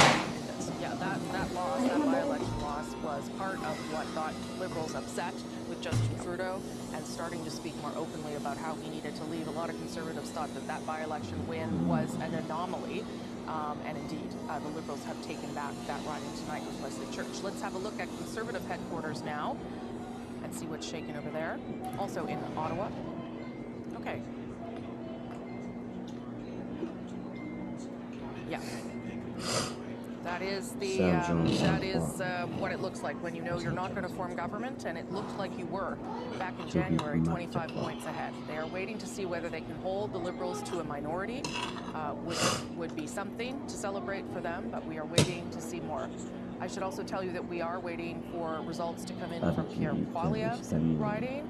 They've started to come in. Remember, he and his riding was up against 91, I believe, other candidates. But as you can see there, this is only one poll reporting. The Liberals slightly ahead. The expectation would be that Pierre Poilievre would win, but there was some concern expressed about how that long ballot initiative, which is a protest movement to try and protest the first past the post system that we have, would affect this. Obviously, Elections Canada has been counting those ballots for a very long time. They got special dispensation to start much earlier in the day. Oh, David's got a long ballot with him. Rosie, of course you have a prop. Because we have an arts and craft division at Power and Politics, we had a replica. This is the ballot you're dealing with in Carleton, right? This is what the longest ballot, this is what 91 names look like, right? And you gotta do this to kind of find Pierre Poilievre. He's right there, by the way, on the ballot. Bruce Fanjoy, the Liberal, is right there on the ballot. But just look at the sheer girth of this thing, right? Just look at this, 91 names. So you gotta get this, you gotta write it, you gotta fold it up, you gotta stuff it into, I don't know, a mailbox as opposed to a ballot box. And there were 43,000 of these cast in the advance vote, right? So that's already in there in the system. That's why they got that special dispensation to go early. So while we may know that the Liberals are gonna form government, we don't yet know whether it's going to be a majority government or not. Those by-elections that we were talking about, this happened in Toronto St. Paul. We hosted a by-election special there and with LaSalle and Margaret, 2, 3, 4 o'clock in the morning before you got results. Now, with a leader and a seat on the line, may go faster, but they had to count tens of thousands of these. That's the challenge we're up against. I do have to say that those numbers that we saw there with a Liberal advantage, it's because the advance polls were counted first for that riding, so let's not, no one's going to suggest here that that's the direction this is going to take. Reef, you wanted to say something? Well, I think, it's interesting, you showed that photo of the folks in the conservative room, and the concern that I have is actually what it's going to look like that first Conservative caucus meeting. What I'm getting at, Rosemary, is that in terms of expectations, the expectations were quite large on the part of Pierre Poilievre's caucus, that he would deliver them into government, minority or majority, but he would deliver them into government. They have this legislation that we deal with all the time as parliamentarians. The first act of a caucus is to decide on the Michael Chong, the private member's bill, about what we're going to do. Get going. Andrew Coyne's ready for this conversation. But it's an interesting conversation because I just think what we've seen after consecutive elections is Andrew Scheer turfed, Bruno O'Toole turfed. So Pierre Poilievre is concerned with his caucus and the expectations. And I would hear about that on the floor of committees, Rosemary. I would hear about it on the floor of the House of Commons. People measuring the drapes on their future ministerial offices. That has not happened tonight. Oh my God. Sure. But let's see. If he Oh my God, that improves wasn't. Conservatives' results from the last vote, which was 128 that was real. redistribution, That was he's at real. 133, 134 here. I don't know. It's possible.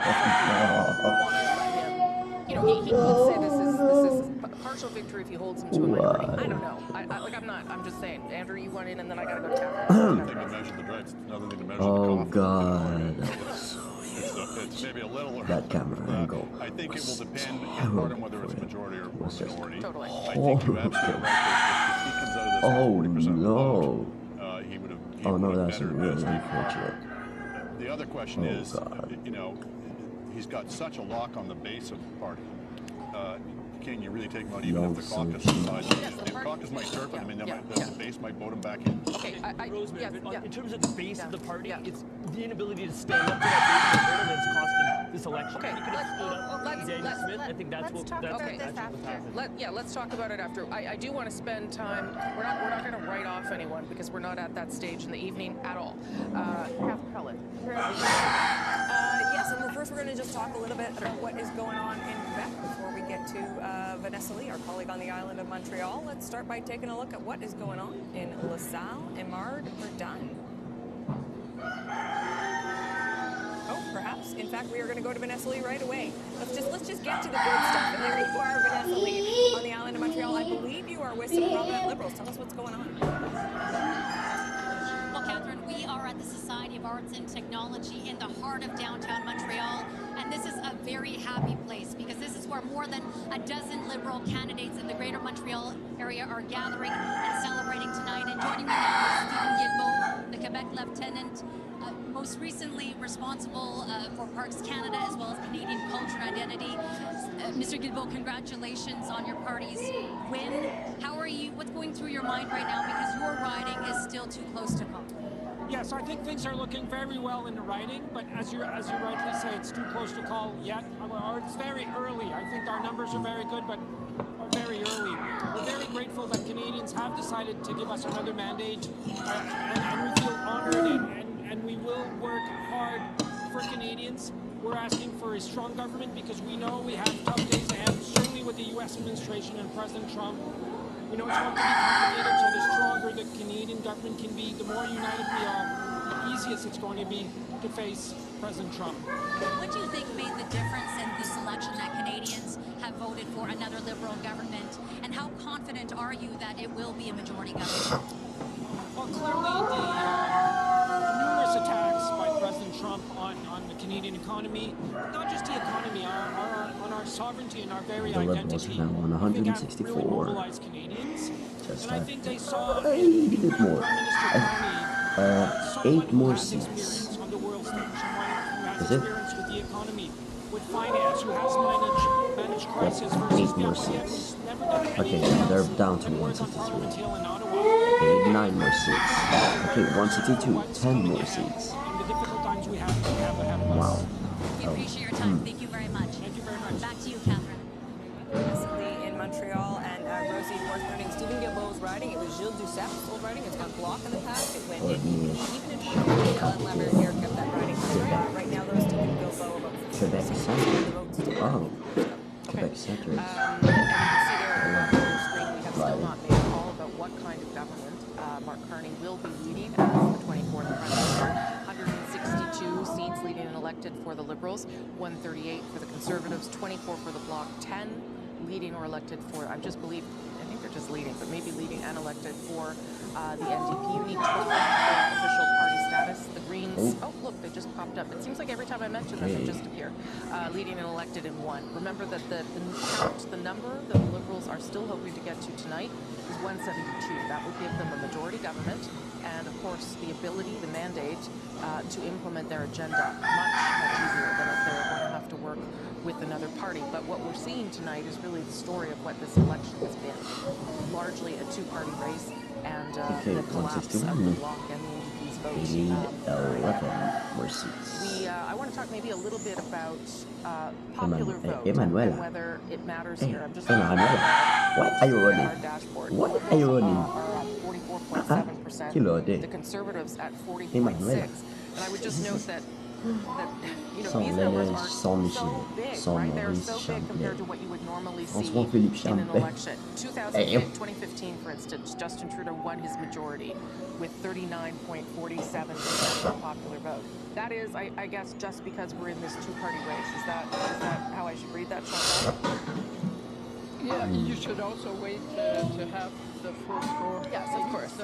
What you're getting is a lot of those Alberta Conservative votes that are kind of Pushing theirs up. raising the numbers for the Conservatives. But having said that, yes, it is both numbers are way too high for the kind, and that's why when you look at the seats and the possibility of a majority government, it's really hard to have a minority government if you do not have a strong third-party presence. And at this point, yes, the Bloc looks like it's going to get 23, 24 seats, but still, we're used to parliaments where minority rule means many parties that have an official party status. Yes. And at this point, that's not where we're going. So I'm curious to see how the night unfolds. I noticed there are still loads of places where the vote is barely casted. Yes, there are probably half a dozen places where, no, 2 dozen places where it's barely been counted. Worth remembering here that 6 of the last 8 federal elections have produced minority governments, right? The last majority government we had, of course, was Liberal in 2014. And with 4 parties with official party status, we look like they're going Democrat. I don't really believe there are loads of new Democrat votes hidden in those uncounted votes. We might get to 4. Does that concern anyone that there is fewer, less representation of parties inside the House of Commons in terms of what that means for democracy, Andrew? I don't think it's 160, 140, 25, 11. I mean, again, you get into the issue of how representative is the popular vote in that regard. How well represented is it in terms of the number of seats? Yeah. But ultimately, the elector is going to decide whether they want to have a multiplicity of parties, or maybe in the present circumstances. That's the question: is this a one-off? Does this represent a greater? We've seen the NDP written off before they came back. We've seen the Liberals written off. We've seen the Bloc. So these are enduring brands, and you know the wheel goes full circle, and they may come back. Chantal, then Althea. On the NDP, they went from no official party status in '93 to decade later, I admit, but at some point they have presence across the country, from Atlantic Canada to BC, including Quebec. So that possibility is still there. Do not assume that BBC leader a projected victory to for the lose Liberals his tonight rally. is necessarily Uh-oh.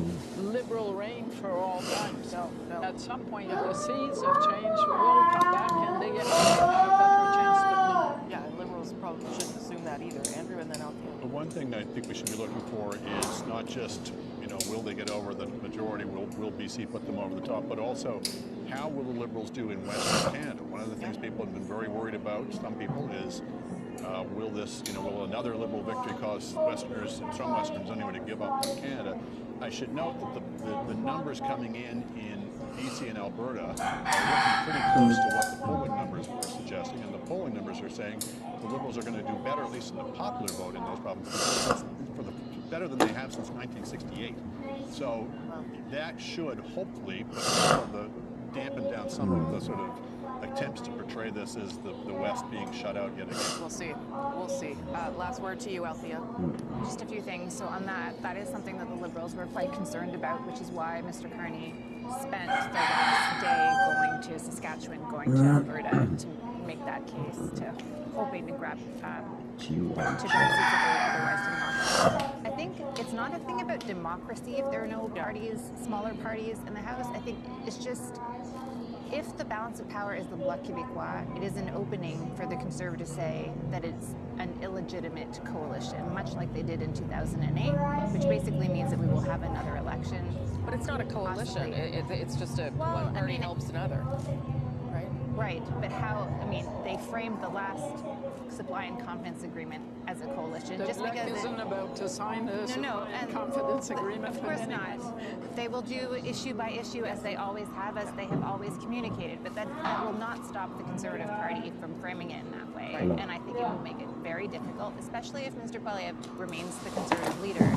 because I don't see areas where, although there actually are lots of policy areas where they could get together, I don't see the personalities leading to cooperation in the House of Commons, which basically just means that we will have an election. If it is a minority government, and the Bloc has a balance of power, either later this year or next year. But at that level, the NDP doesn't even need official party status. It can have a share of the balance of power. Let's agree that we are not yet in those scenarios where the Bloc was going to become the official opposition, and then I was going to hold a knife to the throat of the government. That's not what's happened. I got to get to David Cochrane here. He's got some stuff from the 905. Well, look, this is part of the reason why we are where we are. You see the Liberal number actually retreating a little bit.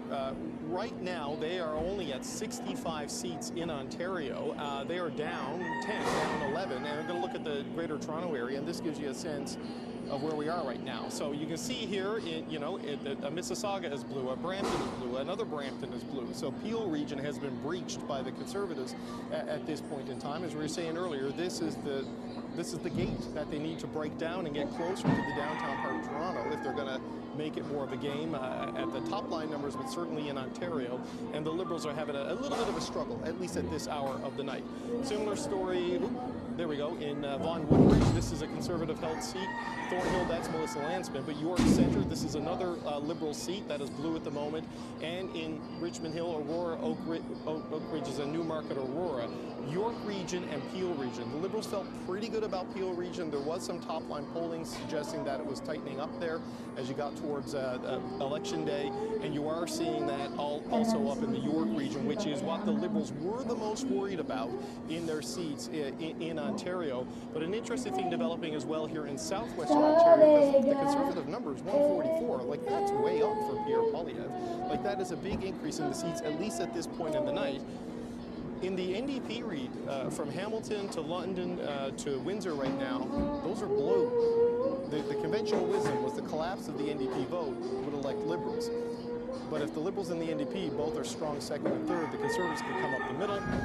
That may be what is happening in those areas. And just going back to the GTA, I know this was a concern up in the York region here, was that the NDP vote dropping would help the Liberals run up the score in the downtown Toronto core where they're going to win just by larger margins. But there were not really any NDP vote to be gained in a lot of these 905 outer areas, and that would just, you would have a false sense of how viable you were in those ridings, and you would see Conservatives flip those blue. So the Liberals still early yet in Ontario, but vote inefficiency not playing in their favor as they are down double-digit seats in a province that pollsters from start to finish had them up double-digit points, right? But that again speaks to what we're talking about around the popular vote and the efficiency. Nothing is working as it normally would in an election. That's what's happening, right? Yes, and you know, Donald Trump obviously disrupted this entire election. I mean, the U.S. president makes about $400,000 US a year. The Liberals should probably book that as a campaign expense, given the way that it's helped them throughout this thing.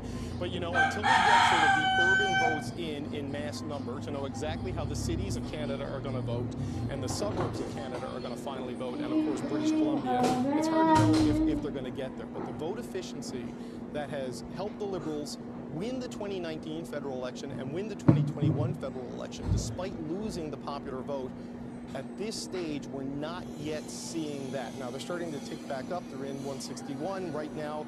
Them and the New Democrats and the Greens, Rosie, that's a majority. You got a bingo right there, but you know, that's a whole lot of work that still needs to be sorted out at this point of the night. Okay, thank you so much for that, David Cochrane. If you're just tuning in, we have in fact called a Liberal government with Mark Carney as Canada's 24th Prime Minister. He also has been elected for the very first time in his life in the riding of Nepean. We are waiting to see whether it's a minority or a majority, so we're going to go to Adrian now, who's got some results, projected results, maybe that will help us get there. Indeed. So we're looking at a projected elected, the only one that is a flip in Ontario so far. That is Toronto St. Paul's with Leslie Church. Again, the only projected elected flip for the Liberals so far in Ontario. Wouldn't it be interesting to talk to Leslie Church? Well, why don't we do that? Let's talk to Eli Glaster, who is in Toronto St. Paul's with Leslie Church. Hello, Eli. Yeah, Adrian, so we are here in our room crammed with volunteers, and here she is, Leslie Church. Congratulations. I want to know from you that very close loss to Don Stewart back in June, and then to pick up the campaign and start again. How was it different when you started knocking on doors for now a second time? Well, the difference was really Trump and Mark Carney. Donald Trump, I think, has really set the stakes for this election in a way that people understood at the doors. And the change of leadership. Mark Carney came in as a fresh, new, experienced leader for the Liberal Party, and I think people were looking for that too. So that really changed the playing field. And also it was more time to do the outreach that we needed, to hear from people heading into a general election as opposed to a by-election.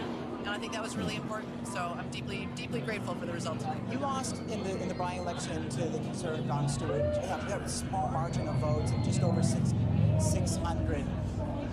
Now here you are. How are you feeling this evening? I feel very good. I feel so grateful for the trust that the community of St. Paul's has put in me. I'm so grateful for the team. We've had just people coming out in this election in ways that I've never seen before, getting involved because of what's at stake. And so I really hope to continue that engagement as we go forward. I understand people were coming to your campaign when he was out putting out signs, something like 4 times the amount of requests for signs. So there really was, this time as opposed to the by-election, a bit of an uphill battle, a lot of voters talking about Justin Trudeau, not so happy, but a different atmosphere this time. Well, look, the world has changed, and St. Paul's feels that. And so it's absolutely true. We had people coming in literally off the street, getting involved in their first campaign of their lives, saying this matters, this is going to be the most important election of my lifetime in Canada. And we're proud to be part of a party that is pushing a positive agenda, that wants to build a better future here, and most importantly wants to stand up for Canada in the face of Donald Trump. I mean, that was just an existential threat that really loomed over all of this election. All right, thank you for making time for us. You're welcome. Thank you. There you go, Leslie Church here at Toronto St. Paul's. Very dramatic riding, bit of a bellwether, bit of a wake-up call for the Liberals when the by-election, a big surprise when Dawn Stewart won just a very small margin. But as you're seeing from those results, a very dramatic difference tonight. And certainly when she came downstairs and entered, this celebration, there were loud cheers. And as we were hearing from the organizers when they were out on the street, when they were knocking on doors, the thing they were hearing again and again was Trump and the tariffs, and those concerns has brought this red wave back to St. Paul's. It was a red riding for many, many years with Carolyn Bennett, and it is red now once again. Okay, all right, Eli Glasner, who was with Leslie Church, 9 seats, in seats that they're not leading in. Conservatives are up 9. That is not what they were. Margin of victory for the Liberals. Last time they hoped they would hang on to it. They are not. Let's look at Brampton. I spent a lot of time in Brampton. Even though this is a place affected by tariffs, everybody there talked about affordability and crime. They were very nervous. That may explain some of what you're seeing here with the Conservatives with the 419 vote lead. One more I want to look at here. This is Milton East, Halton Hills South. Brand new riding in Ontario.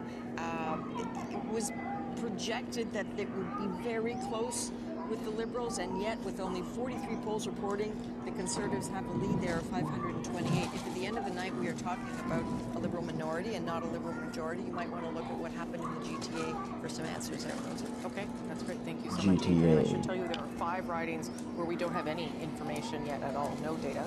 But you can see there are 2 greens on the board there, and just to give you a sense of who those are. Okay, I did not notice that. There are not 2 greens. But leading.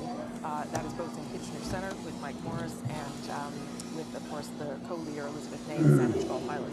We'll, of course, keep you posted on whether those hold. Let's go over to Ian, though, now. Yeah, Rosie, counting is slow in a lot of the British Columbia ridings, but I do want to take a look at what the seat change looks like at this point. And keep in mind, a lot of the seats in British Columbia are not projected to be done, to be elected, but still in play. But you can see both Conservatives and Liberals up by 3 each, and that's at the expense of the NDP. Let's look at some examples of what's leading to the potential seat change. Langley Township, Fraser Heights. What's interesting to me about this is John Alday, who used to be an MP, running again here, is how his share of the vote has just soared. It's gone from 30% in the last election in this riding to 48.3%. And so it's not coming at the expense of the Conservatives. They have almost exactly the same support right now, it's early I know, as they did in 2021. Some of it's the NDP. Their vote has collapsed from almost 20% to just 5%. Vancouver Kingsway, if you know BC politics at all or follow the NDP closely, this will really surprising to see Don Davies, the longtime incumbent, in 2nd place. It's only a lead of 13, but we'll keep an eye on Vancouver Kingsway. Interesting to see that result. And in Richmond Centre, again, counts pretty small. They take a long time to count votes in a lot of the British Columbia ridings. But you see the incumbent, Wilson Miao, in 2nd place, and the Conservatives right now in a small but still interesting lead. Lots of churn in these early counting moments in British Columbia. And lots of close races too, and we'll show you a little bit more about how close some of those races are and why the numbers at the bottom of your screen are moving back and forth so dramatically, and indeed why we have yet to be able to tell what kinds of government Canadians have elected here. Right now, the Liberals leading are elected in 156, remember, it's 172 you need for a majority. Conservatives ticking up to 148, Bloc at 25, NDP at 10, and the Greens now back down to 1. That shows you, as Ian was just talking about there, a lot of churn. A lot of things still moving here, and that means that we're going to take our time to call what kind of government Canada will end up with by the end of the night. We know it will be Liberal. We don't know whether it's minority or majority. Captain Tullen, you have some results. Yeah, let's look at some places where the numbers are starting to firm up. In this case, we're going to be looking particularly at Quebec and what is happening with the Bloc vote. You can see there the vast majority of the benefit there is going to the Liberals with that one Conservative seat. But some of this is less tentative now. We're going to look at 3 examples of projected elected seats, and they're all pretty interesting, starting with LaSalle and Marc Verdun. Of course, we talked about earlier that famous by-election where the Bloc got into that Liberal stronghold? Well, no more. Claude Gay, projected elected in LaSalle-Martin. Let's move over to Chateauguay-les-Jardins to Napierville, where Patrick O'Hara lost by 12 votes last time around. This time it is Liberal star candidate Nathalie Provost who is projected elected in that seat. And finally, in Rivière-des-Mille-Îles, the Bloc incumbent Désilets will not be winning the day. Linda Lapointe projected elected in that riding. So giving you a sense, Rosie, of how some of those numbers are firming up in this case. These are not just early numbers, now we're projecting. Yeah, and that really tells the story about what's happening in Quebec, the Bloc down, and the Liberals picking things up there, which could help them on their road to seeing if they form a minority or a majority government. Where are we going next here? Oh, let's check in with the panel. Yeah, so Reef Arani? Well, I just think Reef Arani put his hand up, so I should have known that's where we were going. Rosie, I think what's important is that sort of understanding sort of the optimism and the aspirational component of the election, right? You talked about it yourself during the course of this evening. Mark Carney was not a polished politician. I think the fact that he wasn't a polished politician actually allowed him to present himself as a fresh face to Canadian voters, but he was also very ambitious and very confident, right? Going into ridings like Saskatchewan, we were talking about Destinethy today, working on his French for that French language debate, showing that optimism that we can maybe take seats on Vancouver Island. Australia election 2025. I think that's starting to become a bit infectious. And as you Alam mo saw, yan, be? Ano yung Australia, be? with the advertising, he was front and center on almost everything. And then you saw Pierre Poilievre conversely sort of being resiling a bit and sometimes being replaced by Stephen Harper, which is a bit antithetical to that change narrative. You're talking about a guy who was the Prime Minister 10 years ago. So I think that's important to sort of understand in terms of what's been taking place here. And what I heard from folks in the 416 and the 905 is that that message that Carney was offering was really resonating. So I heard that from James Maloney in Etobicoke Lakeshore. I heard that from people such as Karim Bardisi, and I'll just a personal shout out to Tayakon Park, Eli Park. He's been declared elected. He will make an excellent successor, and that's a terrific result to see. Yeah, I mean, I think you're right to point out that issue of leaders' favorability, because that obviously may have been a 157 for the factor Liberals, here as well. 148 What for I'm the not going to Conservatives, accept anymore is that Mark Carney's 25 not a for the politician. Bloc He's a Québécois, politician, that's it. There's no going back. 11 That's for who the he is. Democratic That's who he is Party, for the rest and of 1 his for life. Greens. Yes. Well, and if Oh people boy. thought he was going to run as a high-minded technocrat, I think we found he was very much a political animal. And Yes. He's been after this job for years. I might He need was to quite drink capable water. of being economical with the truth, quite capable of putting forward policies that vaporous on observation. You know, he can play the game for good or ill.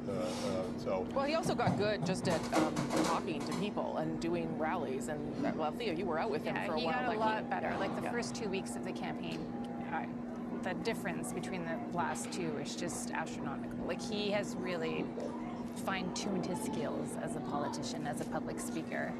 I don't want to defend the Conservatives on this panel or any political party, but I mean, I do think that a lot of Conservatives have also put their hopes and dreams on Pierre Poilievre, and they feel like, just as so many progressives feel that Mark Carney is the one to lead them out of the threat of Donald Trump, so many Conservatives and new members of the Conservative Party feel that Pierre Poilievre is the person that is going to make them wealthier and reduce crime and get rid of the homeless on the streets. And you know, I do feel that there has been a lot of projection of aspirations on political leaders in this election. And that can be dangerous. Obviously, Prime Minister Carney started with lower expectations, but I think what's really quite amazing is that learning curve and how quickly he adapts and how quickly he could pivot from being a leading banker in two different sort of states to an elected representative, because it's difficult, let alone in a different language that isn't his mother tongue.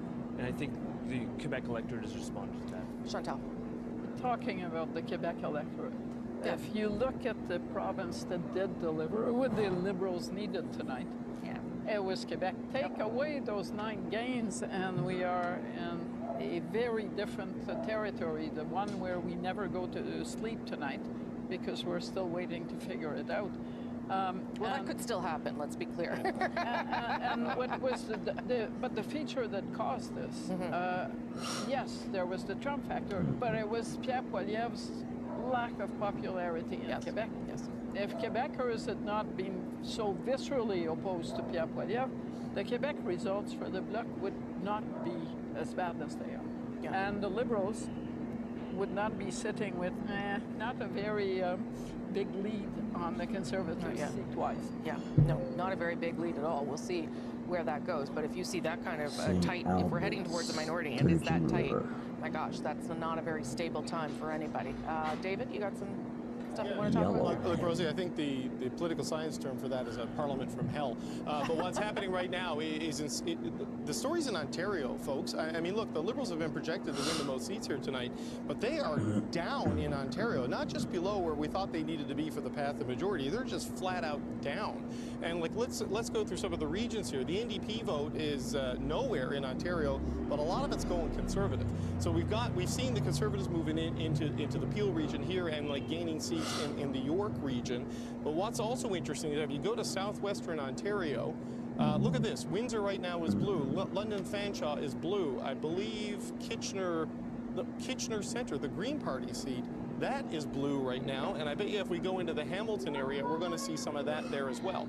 Look, there's no orange in Hamilton, but in Hamilton Centre, there's a Conservative in the lead right now. So this is the top line numbers, and sort of the conventional wisdom of this election has been that the NDP vote collapse would just all huddle around Mark Carney as the new Progressive Party avatar. But what you're seeing is a lot of those orange votes seem to have gone blue, or at least the orange ridings are going blue, because the dynamics where red and orange are pretty strong seconds and third. And you know what? Doug Ford rode this dynamic to a majority in Ontario, because you had Bonnie Crombie and Marit Stiles kind of competitive second and third place in vote share. And we're seeing this sort of playing out in Canada's biggest province, in the key battleground of Ontario. The last numbers I had on Ontario, because it is changing back and forth, 63 Liberal is what I'm... Oh, why did I told right now. They're down 13 in Ontario right now. What?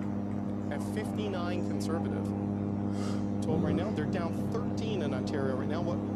Conservatives in Ontario. And look at that. It's 154 to 152 right now. Like, we're getting close to a tie. Rosie?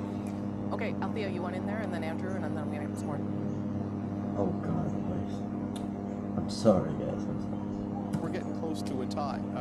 Mark Carney went to in the last week, like Newmarket, Aurora, King Vaughan, right. those are all blue at the moment, and I think a lot of the major 152. there are crime, and the Liberals really did not speak to a lot of people's anxieties on that. Could the projection be incorrect? In Edmonton Centre, in Windsor West, in London Fanshawe, knows? is that the Liberals decided to go after basically NDP incumbents to get to the majority, and Progressives did not know who to vote for. We talked about this at the beginning of the show. And so these are not natural Conservative seats at all. But the Liberal and the NDP have split the vote, and the Conservative is coming in. Yeah, Andrew, and then Arif, and then I'm going to take over. These are remarkable numbers at this point. Now, I know a lot can change. I know we've got the advanced poll. I know that there's probably more urban votes to come in. But a lot of seats are going to have to flip from where they are now to get the Liberals to a majority. I only say, let's not equate minority government with instability or parliament from hell. You know, this is there's even in a crisis, there's two ways in which you can have stability in a crisis. One is one party wins a majority of the vote and just rams everything through. Another is the parties figure out they have to work together. I agree, but look at these two parties. Do you see Pierre Poilievre working with Mark Carney? We'll have to see. Yeah. The opposition is to oppose, and that is how he attacked the NDP in the last one. But look, if things get really hairy with Trump, the electorate will be in an unforgiving mood for anybody who is seen to be party politics as usual. I think we've seen that the electorate has adjusted their metrics as to how they look at people when they're really scared about things. Maybe.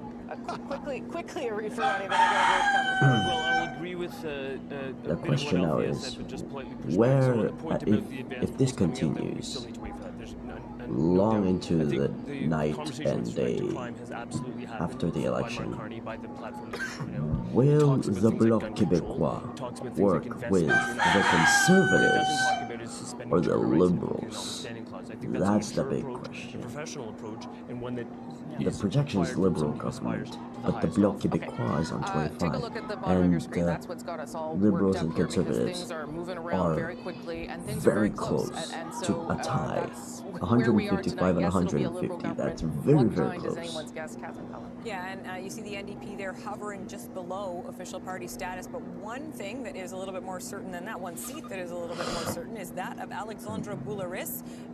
He maintains the NDP presence in Quebec, and I believe we have Mr. Boulris. CBC's Corbina Oduro is in the riding of Rosemont-la-Petite-Patrie, and you got the candidate himself there, Corbina. West Vancouver. Yes, I do, Catherine. And when it was brought up on screen that he was elected again in his riding, the crowd erupted. And I'm here with Alexandre Boulris. What's that feeling like? No, I'm so proud, and I thank the people of Rosemont-la-Petite-Patrie for their confidence for a fifth mandate. We will continue to talk for them and to fight for them and get results. So it is going to be a Liberal government. What are your feelings about that? Whoops. At least it's not a Conservative government, and we showed in the past that we can negotiate with the Liberals and get concrete results for Quebecers, like dental care. So we will continue that kind of work in Ottawa. It's not going to be easy, but I don't know what will be the end of this evening. It's quite exciting. What do you want Quebecers and Canadians to know now that you are going back to the House of Commons to serve them? I will be there to talk for their 157, issues, 148. Housing, the cost of living. We will continue to fight for working families, and we will have a close look on the Liberals and Mr. Carney. So you are happy, your fans here are happy, your volunteers are happy. What is it like seeing your party not do so well tonight, though? It's difficult. It's a rough night for the NDP. The letter U on my keyboard just went what? But it was difficult from the beginning because of Mr. Trump. So this is the U thing. But we will continue to be there for Quebecers and Canadians. Thank you very much, and congratulations. Thank you. Back to you, Catherine. Thank you very Sorry, much for that. letter U. Corbina Oduro in Rosemont-la-Petite-Patrie, and I will note, Rosemary, I believe as of right now, Mr. Boulris is the only actually projected elected NDP candidate in the country. There are obviously a number of races where they're leading, but that's the only one the CBC decision desk. That's unfortunate. Okay, so again, at the bottom of your screen there, 156 to 149, but those numbers keep bouncing around back and forth, and that's because we still have so many ridings where we do not have a projected elected, and that's what's going to happen until we get things a little more solidified. As David was pointing out, some of the numbers in Ontario may shift a bit still, with advanced polls being counted and what have you. So we might be in for a long evening here. It is late already, but we might be in for a lot longer. Chantal, it looked like you wanted to say something. I'm looking at the what's available for Carleton. Yeah. You talk about Ontario ridings not being, there are not that many polls counted. No. But at this point, the Liberal candidate is ahead of Mr. Poilievre. But that's mostly an illustration. I believe the end result will be a lot tighter than what I'm seeing. But it gives you an idea of how long we might be here before we have some final sense of what's happening. It's, yeah. It seems to me that the vote counting is slower than usual. It might be. In many regions of the country. Carleton is a special case because it's got 91 candidates on the ballot. But, we don't know what the turnout is. If the turnout is anyway what the advance polls was, if that is reflected in the general, there are more votes to be counted then too, right? That's possible. Yes, but I also believe that in future elections Canada should want a protocol where the advance polls are all calculated ahead of time. So that it doesn't skew the commentary and the results and kind of gives you a more stable basis for what's happening. Right, because again, in Carleton, where they have those 91 people on the ballot, they were allowed If to start the NDP continues with that number and the Liberals have to keep up with the momentum, they need 162 a little sticky right to now, work with the NDP, okay, what am I doing and here? then Show you. to Here we go. win This is minority Carleton government. here, So, as Chantal was just saying. A lead of 1,400 for the Liberals, but that could be all those advance ballots. That is very possible. If they were counted first, I'm and only glad 10 they're not polls calling reporting. that. So we're nowhere near No.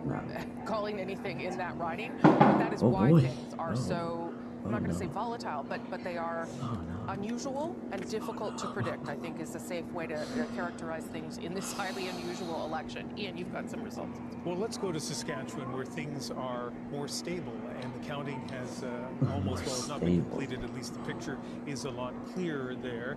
And if you look at the vote change, well, look at the share that the Conservatives have come as no surprise to anybody. The Liberals increased their vote share by 11 percentage points, but kind of only a moral victory when you consider that is not really translating into a significant change in terms of seats, although even winning one seat in Saskatchewan for the Liberals is significant because it'll be the first time that they've done this since 2015. And the seat we're talking about, and we've mentioned it many times tonight, Desnepe, Missinippi, Churchill River, Buckley Bélanger is going to Ottawa. He's been a provincial Liberal. He's been a provincial NDP MLA. He ran unsuccessfully for the Liberals last time around. Redistribution changed this riding and made it a lot more favorable for the Liberals, and of course the Liberals have won there. But in the cities, Regina and Saskatoon, this is a province that does not have a truly urban riding. So the ridings between the suburbs and the city core makes it difficult for the progressive parties to beat the Conservatives. And look at Andrew Scheer, the former Conservative leader, no surprise that he's won Regina Qu'Appelle by a huge margin. And Regina Qu'Appelle is where the CBC's Adam Hunter is tonight. Adam, I know you're an expert on things political in Saskatchewan, so you can take this in any direction you want. What's the headline tonight in Saskatchewan? I think a crack in the blue wall for the Conservative Party. They held with that share of vote you showed, Ian, very impressively, but the Liberals gaining that seat in the north is not insignificant. They'll be happy about that. Here in Regina, they were hoping to pick up some steam, maybe Regina Wascana, Ralph Goodale's former seat. That didn't come to pass as of yet, and you showed us Andrew Scheer's results. No surprise there. Andrew Scheer winning for the 8th time. The class of 2004 coming in at the same time as Pierre Poilievre as 24-year-olds. We're waiting to hear from Andrew Scheer. He'll be speaking with us, we believe, momentarily. And what about the state of the NDP in Saskatchewan today? Yeah, Ian, it's a bit surprising and disappointing, I think, at the same time for the NDP, because they did so well in the provincial election, putting up a big fight in that provincial result, really increasing their seat counts, but that didn't translate federally. The federal and provincial NDP aren't really aligned, and that showed, I think, tonight in the results, that 13% drop in the share of the vote for the NDP, very significant, and the Liberals picking up a lot of second places across the province, which is a surprise here in Saskatchewan. All right, Adam Hunter, thank you very much for giving us the lay of the land in Saskatchewan. Rosemary. Okay, thanks for that, Ian. Let me show you what's going on at the bottom of your screen there. And that is a whole lot of nothing definitive, basically. 157 leading and elected for the Liberals, 149 for the Conservatives. The Bloc sort of sticking around that number now that most of the counting is done in Quebec. The NDP at 10 and the Greens at 1, and I believe that's Saanich Gulf Islands at this stage. So we are waiting to be able to give you a better sense of what kind of government Mark Carney will lead in his new mandate, where he is an elected Prime Minister. Leadership, that is Liberal headquarters, where there was a lot of excitement earlier in the night when it was declared that they would form government, but right now they are waiting to see what exactly that means. And I guess we're on there too. So Ashley Burke, let's hear from you. I think you have a guest with you. And I guess we're on there too. I do, and there's a lot of people in the room watching these election results really closely, nervous about whether or not it'll be majority or a minority government. And with me is David Lametti, the former Justice Minister and Attorney General of Canada. He left the government last year. He's a longtime friend of Mark Carney and has been providing informal advice to him throughout his campaign. Mr. Lametti, can you just talk about how you're feeling seeing the results come in, especially a projection for the first seat in Saskatchewan? Look, I'm really happy that Mark Carney will continue to be Prime Minister of Canada. I think that's critical. I'm really happy that in the riding I used to represent, Claude Gay has won that riding back for the Liberal Party. And I'm glad that Buckley Bélanger has won a seat in Saskatchewan. I think that's critically important for the government's credibility to be able to have support in all regions of the country. So I'm really pleased about that. Obviously, there are a lot of close races that we would want see the end of. Hopefully our numbers will go up a little bit when the advanced polls come in Ontario and other places. But look, if you had asked me in December if these numbers were possible, I would have said no. With Mark Carney in place, we've got these numbers, we've got government, we can serve Canadians, we can stand up to Mr. Trump. There's so much we can do that we couldn't do last November, last December. Mr. Trump. Right now, do you still think the Liberals will win a majority tonight? Well, there are a lot of tight races left. A lot of really tight races in Ontario. We'll see more tight races in British Columbia. We still have to wait and see the advanced polls. So let's see what happens. We know we're going to get government. Let's hope that that government is a strong one. The vote is so divided right now. What does that say to you about the state of politics in Canada?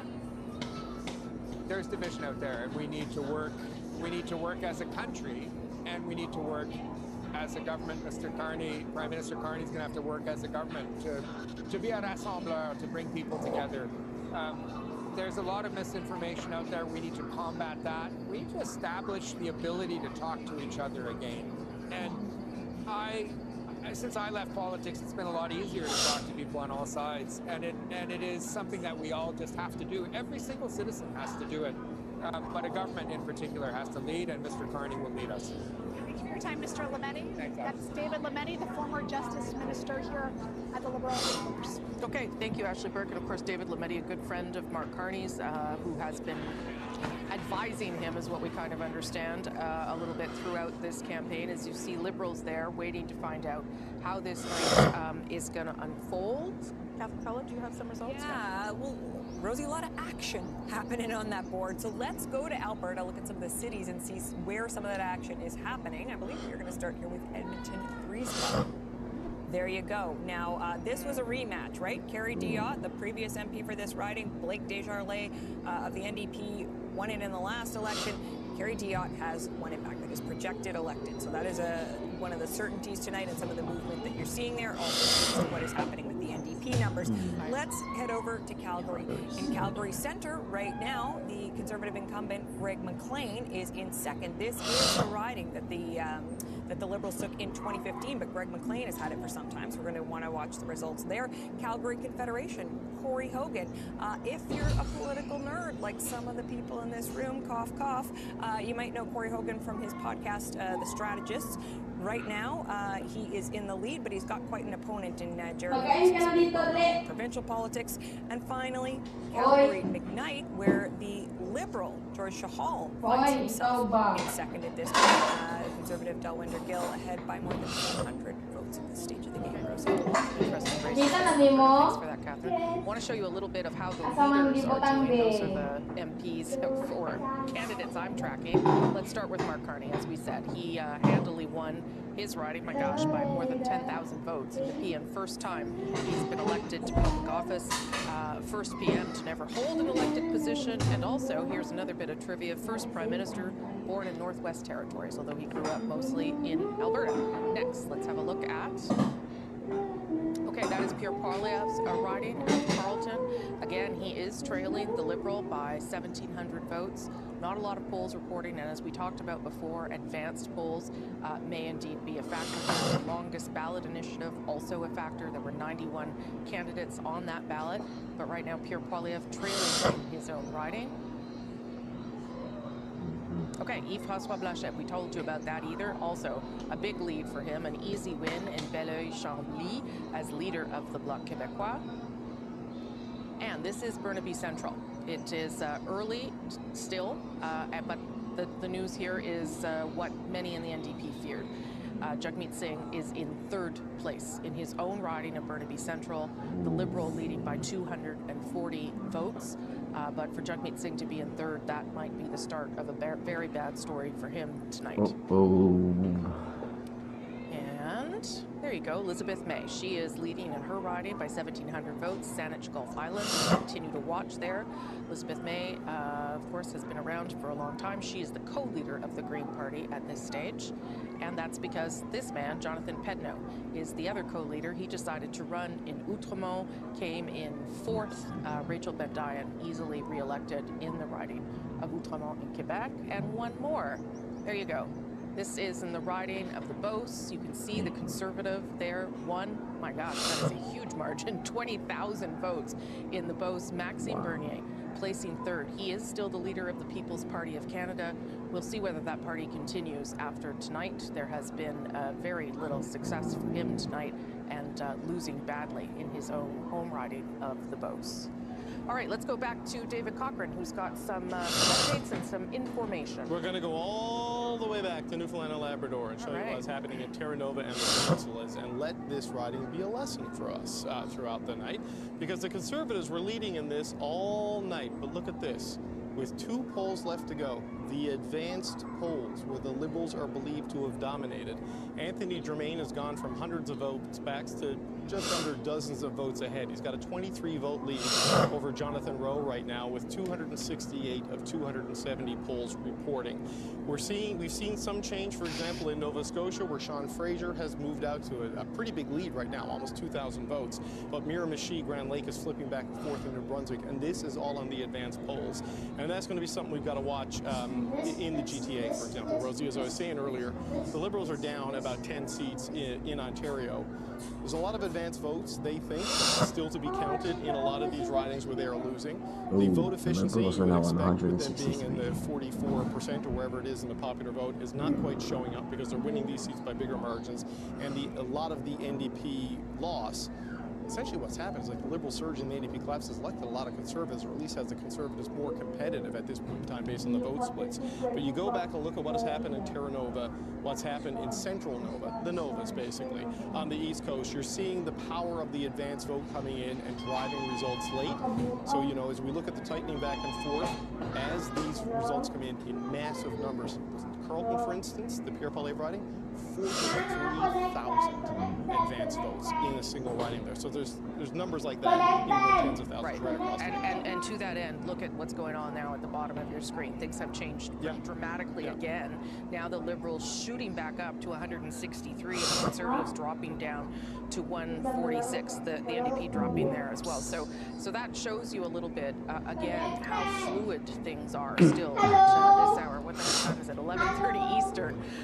Polls have all been closed since 10 o'clock Eastern, an hour and a half in. Yes, we've said who's going to form government, but because those numbers continue to shift around a lot, because of the way this election has unfolded, really being raced between the two main parties, that is where we're at tonight. Still lots of movement there, and still not able to make a call on what kind of government you will end up with by the end of this night, or who knows, maybe early into tomorrow morning. Let's go to this result, though, that has been projected elected.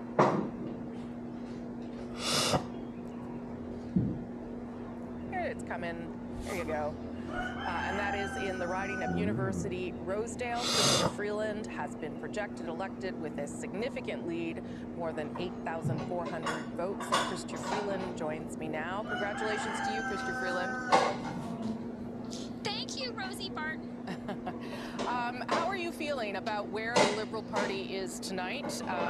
Yes, you're going to form government again. Not sure what kind of government, but what do you make of what has been a remarkable turnaround?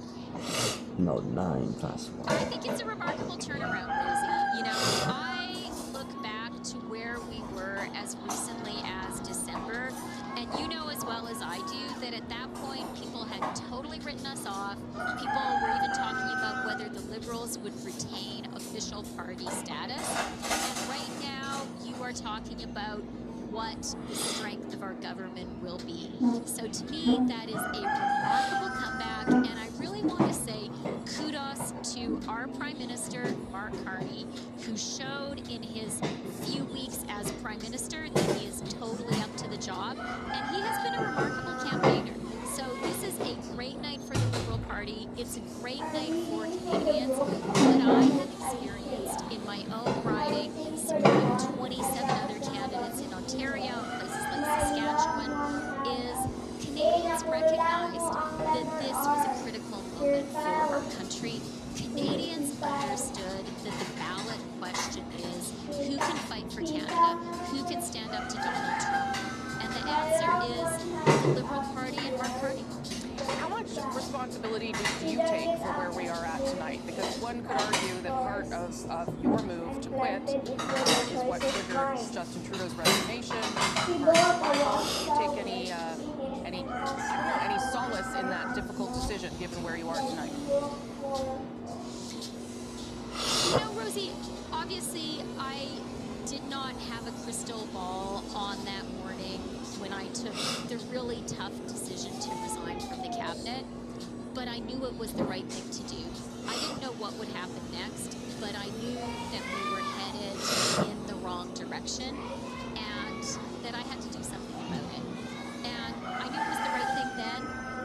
I'm delighted by our party's comeback and really grateful to all of the fabulous Liberals who have come out and worked so hard for this result. I've seen in my own campaign and campaigns across the country, people really get it. This is an existential moment for Canada, and showing up and working hard and showing, you know, democracy, it's a now, but we have to make it a verb. So for me, this campaign has been a really joyous experience and a moment when I have been so proud of Canada, so proud to be Canadian, and felt this real palpable wave of patriotism. Now we need to harness that patriotism and use it to unite our country and to build our country. And I know that that is what Mark Carney's government is going to do. Okay, Chrystia Freeland, thank you for making the time on this busy night for you. Congratulations. We will speak again soon, I'm sure. Thank you. Okay, thank you too. Okay, thank you. That's Chrystia Freeland, who has easily won her riding today. Tonight, she is projected elected. Adrienne Arsenault has some more results. Not such an easy battle in other parts of Ontario. We've been talking all night about how tight it is. Well, let's just look at some places where it's very tight. Eglinton Lawrence, Vince Gasparo, only leading by 55 with 114 polls reporting. This is happening all over Ontario. Let's look at another riding where it is extremely tight. Brampton, North Caledon. Ruby Sahota, the government whip, again, only leading by 29. There are 6 seats in Brampton. Almost all of them are very, very tight. The one I find especially interesting is the next one here, which is Windsor-Tecumseh Lakeshore. Now, it's 325 votes. This was initially thought that it might be a Liberal NDP toss-up, but look at what is happening. And if the numbers don't tell you a story, let's look at this next graph, which shows how tight it has been there all night long. This is the vote share in Windsor-Tecumseh Lakeshore. Look at that line between the Liberals and the Conservatives. This is the story that is playing out in many, many ridings across Ontario, potentially across the country. That is why the number keeps bouncing the way it does at the bottom of your screen. Okay, yeah, it sure does. It's moving around an awful lot, but right now tracking a little more heavily for the Liberals. Remember, a majority government, 172. The Liberals right now projected or elected in 164. Let me show you what the vote share looks like right across the country. Adrienne showed you that one particular riding. Look at that. 42.6 for the Liberals, 41.7 for the Conservatives. That is how close things that has are. changed a lot And again, the second part of that story is as you go down your screen and you see what's happened to the Bloc and the NDP at just 5%, which is undoubtedly a devastating outcome for them. They are not yet right at official party status. Not sure whether they will get there. That is the number 12 that you have to watch for. But again, lots of things still fluid and in flux. And Ian's going to tell us a little bit about some of that. Let's take a look at Vancouver Island. This has been a fortress in the past for the NDP. A lot of people wondered what would happen to their seats. And you can see here that right now, the NDP is trailing in 4 of the ridings that they hold on Vancouver Island, and both the Liberals and the Conservatives are taking the lead there. None of these, though, are projected elected. Well, let's take a look, first of all, at Victoria. Will Greaves, University of Victoria professor, has pretty well doubled the vote share for the Conservatives in a riding which for a long time has been held by the NDP. I talked to another professor at UVic who said that Professor Greaves got the nomination back when it didn't look like there was really any chance of the Liberals winning. Well, now next year he's not going to teach any students. He's going to be heading to Ottawa. Spimo Saanich Suk, Stephanie McLean has gone from being a cabinet minister in the Rachel Notley NDP government to displacing the NDP candidate here. This is Randall Garrison's old riding, so of course he was an analyst with us earlier tonight. Obviously the incumbent not running again, but Maya Tate, Mayor Suk, was seen as a star candidate, and you can see she is in third place. Let's take a look at Nanaimo Ladysmith, another place where the NDP support has plummeted. And Tamara Kronis is a lawyer, but on her website it says you might find her bartending at the Legion, sport shooting, or playing bridge. So a lawyer with a bit of a twist. That's kind of interesting. And yeah, huge lead going on in Nanaimo Ladysmith. Let's look at North Island, Powell River. This is a riding that I think some conservatives thought they would win easily. And this is a riding that so far the NDP candidate, who is not the incumbent, has managed to hold on to more or less the share that the NDP had last time around, but still conservatives in the lead by just over 500 votes. Okay, thank you for that, Ian. I'm going to show a couple of reports myself now to explain a little bit more of the story we're seeing tonight. This is sort of what we call a party summary report, how they're doing right across the country at this stage in the evening. So you can see their vote share of 5.5% overall. But look at those numbers on the right, far right.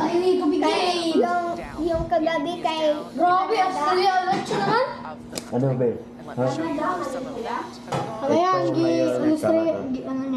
This is the Liberal Party. Overall, 42.6%. Look at that. What's happening to them on the right of your screen. And that explains I'm like you. That collapse of the NDP has supported everyone, the Conservatives and the Liberals. The Liberals really surging with some support growth, some growth everywhere. Let's go to David Cochran. The NDP are down by double-digit percentage points everywhere. They could go down by double-digit percentage points.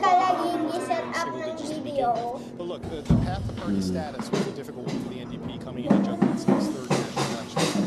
12 seats to get there. It's going to be tough. They have nothing in Atlantic Canada. We know that. They do have one seat in the island of Montreal. Alexandre Boulay-Reisse was re-elected in the Rosemont-La Petite-Patrie riding. That's one. He's the Eastern Canadian flank. We do have them leading in Nunavut, but I don't believe they're elected yet in Nunavut. But let's look at Ontario. Let's look at Greater Toronto Area. Olivia Chow is the mayor of Toronto. There is not a single speck of orange anywhere to see in the GTA. We go into southwestern Ontario, northern Ontario.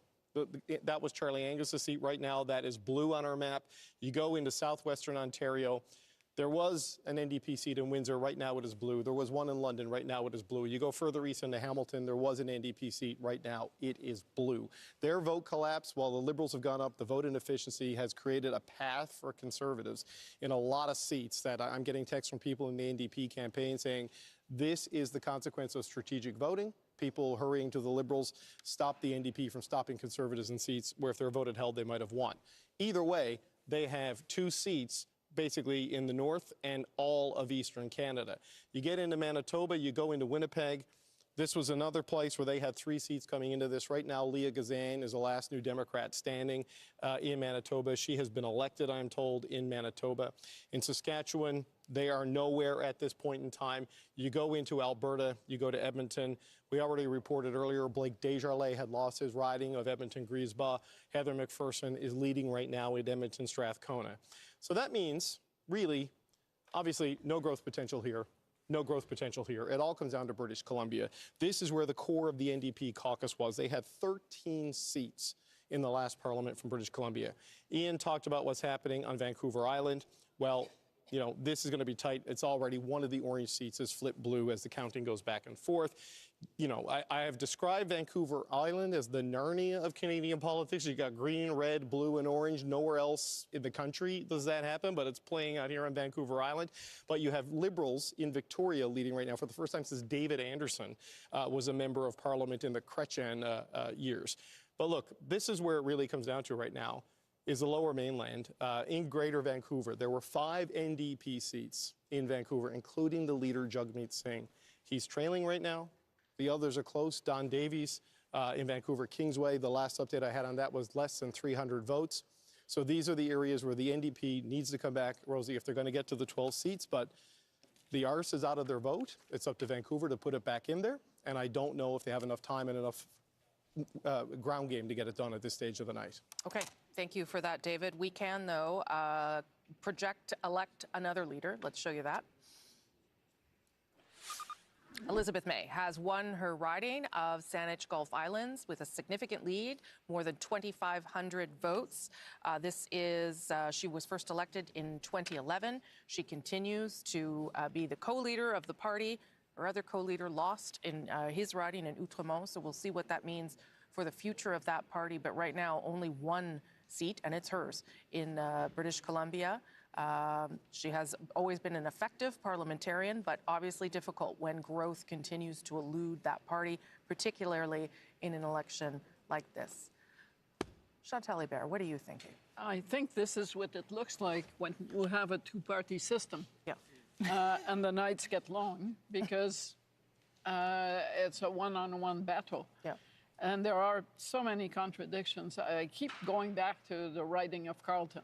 Yes. Mr. Poilievre's riding, which after 40 polls now, he is still lagging well behind. I'm not saying he's going to lose, but you would think they've done well in Ontario. And yet in his riding, this is happening.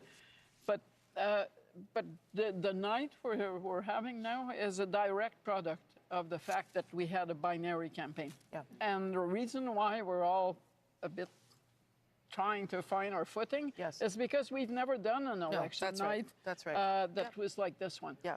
Where none of the usual assumptions allow us to know how this is going to end. Yeah. Yes, we know it's going to end with the Liberal government. Yes. I also believe the advanced poll thing and the lack of a protocol forces us to not go anywhere because we don't know where those votes have been counted. Yeah.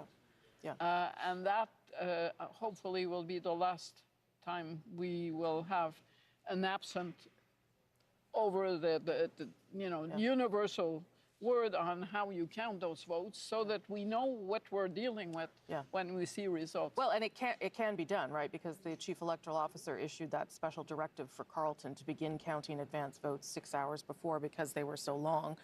Again, it is the choice of the returning officer, so that's what they get to decide. I guess the issue is, should they be able to decide that way? I will remember an election, now I'm really dating myself, where Jean Charest was going to win in Sherbrooke, and it looked like he was about to lose. Oh, the Radio-Canada declared him lost. That's right. Half an hour was lost on burying Mr. Charest, who subsequently won a seat. He won. And I was in Sherbrooke, and they kept saying to me, don't do it, don't do it. The boxes aren't open. And that is exactly what happened. The advanced ballots got opened, and he clinched his riding. So you know why I'm obsessing over advance votes? I've because I lived through that. Yeah. Andrew? Yeah, I have one small concern about that, which is to date, we have not had a lot of conspiracy theories about Canadian elections, that we mark them with a paper ballot. It's hard for people to make funny business out of it. But we did see some people talking about, pens versus pencil, et cetera. And I'm certainly hoping that there won't be anybody jumping on this advanced thing where if it comes in a wave at the end and the Liberals improve their seat count, I hope that will not give rise to people saying, well, it was all because there was some funny business with the advanced polls. Well, you can use a pen, but they do have special paper, so even if you use a pencil, it doesn't get erased, just so people fact check that. But if you have 7.3 million votes in advanced polls, something's going to happen. Either it's happened or it's going to happen, because that's a lot of people who voted, That's a record number, So as I say, for some people, that's going to feed some conspiracy theories. Perhaps, yeah. Althea? Even though I absolutely agree on the advanced polls, and we don't know where it's going, but the trickle that you normally see in ridings that the Liberals should have felt confident holding is not there. It is bad news for the Liberals in the 905, and so there's probably a lot of people feeling quite antsy at the moment about the results that they're seeing in Brampton, for example. I mean, it's just so tight. Yeah. It's so tight. And whoever, Mark Carney will be the Prime Minister, but there will be a lot of I think, reaching out to millions of people who did not vote for that party. When I asked him about that on Saturday, I felt his answer was not sufficient, but we were not allowed to ask follow-up questions, so. Yeah, I'm told we're at about 38% turnout. Is that right, where we are right now? So that suggests that there's a lot of ballots that have not been counted. Yes. Yeah. No. 25% of the vote, right? That's You know, like 7.3 million people voted. Unless really nobody voted today, which I also find hard to believe, because I was also told 1 million votes had been counted. So the count may be slow. That might be part of the problem. If we even wanted to, Churchill, maybe we just Turning into California. And what? We're turning into California, where it takes them a week to count the. I don't think that's happening, but yeah. I know you're taking breakfast orders. Sunny side up. I can get you a coffee. I don't know that I can do eggs yet. I'll get my Uber Eats out if I have to. We'll get you guys sorted. Okay. I'm going to go down to show you where we're at right now as we talk about all these factors that are not allowing us to make any determination on how this night is going to end as we get closer to midnight Eastern here. 161 leading and elected for the Liberals. We've told you they're going to form the next government. We are not confused about that. That is going to happen. Confident in that projection. The second part of the story is what is left there on your screen at the bottom of your screen. 150 for the Conservatives. That is moving up and down pretty often, that number. The Bloc pretty much holding where you see it around 23, 24.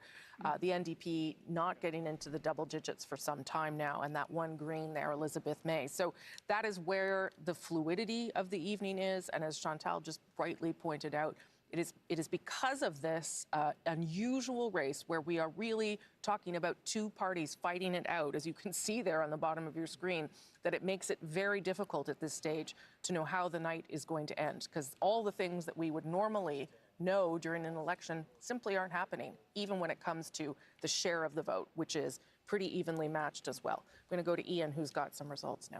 Before I get to the results, I want to say one of the cool things about sitting here is that when David Cochrane uses a phrase that's very colorful from Newfoundland, and I can watch Andrew Coyne's face. Yeah. It was not on camera, but it was one of the most amazing moments of the evening. So good on all of you. I'm here for a good time, and apparently a long time. Anyway, that was really nice. Cable. It's after dark, right? So let's go to Manitoba now and start with seat change in the province of Manitoba, where they've been counting for a long time. And you can see the Liberals up 2 at the expense of the NDP, though only one of those 2 is elected. The other one is leading. But let's take a look, first of all, in the one they're leading. We've talked about it a few times already. Nikki Ashton has been the longtime we're going to actually start in Winnipeg West. Doug Ailson, ER Doc, who was an MP for this riding and then got beaten by Marty Morantz, has turned the tables on him, and he is going back to Ottawa. I think we're going to go up north now. Yes, we are. Churchill Kiwatanuk-Aski and the longtime MP, Nikki Ashton, is trailing by quite a bit. So we don't have enough information there to declare this riding, but you can see it's a big and solid lead for Rebecca Chartrand, who lost this riding by a small margin to Nikki Ashton way back in 2015. And let's look at the perfect bellwether, the riding Winnipeg South, which since I think 1988, the winner of this riding is also a member of the government. It happens time and time again, and it's happened again. Terry Duguid is leading, or actually has been declared elected there. Bartley Kives, our CBC reporter who's done some excellent work in Manitoba covering politics, is with the winning candidate in that riding. Go ahead, Bartley.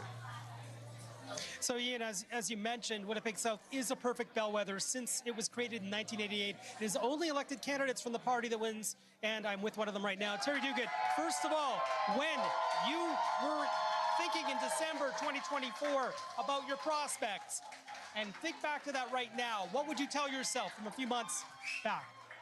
Well, I thought we were always in the game, but it's been a very decisive victory tonight, and I'm very grateful to the people of Winnipeg South and these amazing volunteers that are behind us. So, a decisive victory here, but not a decisive victory nationwide. What do you make of the very close margin here and the fact that you've fallen short of a majority? Well, it was a very hard-fought race. The polls were very, very close all throughout the election campaign.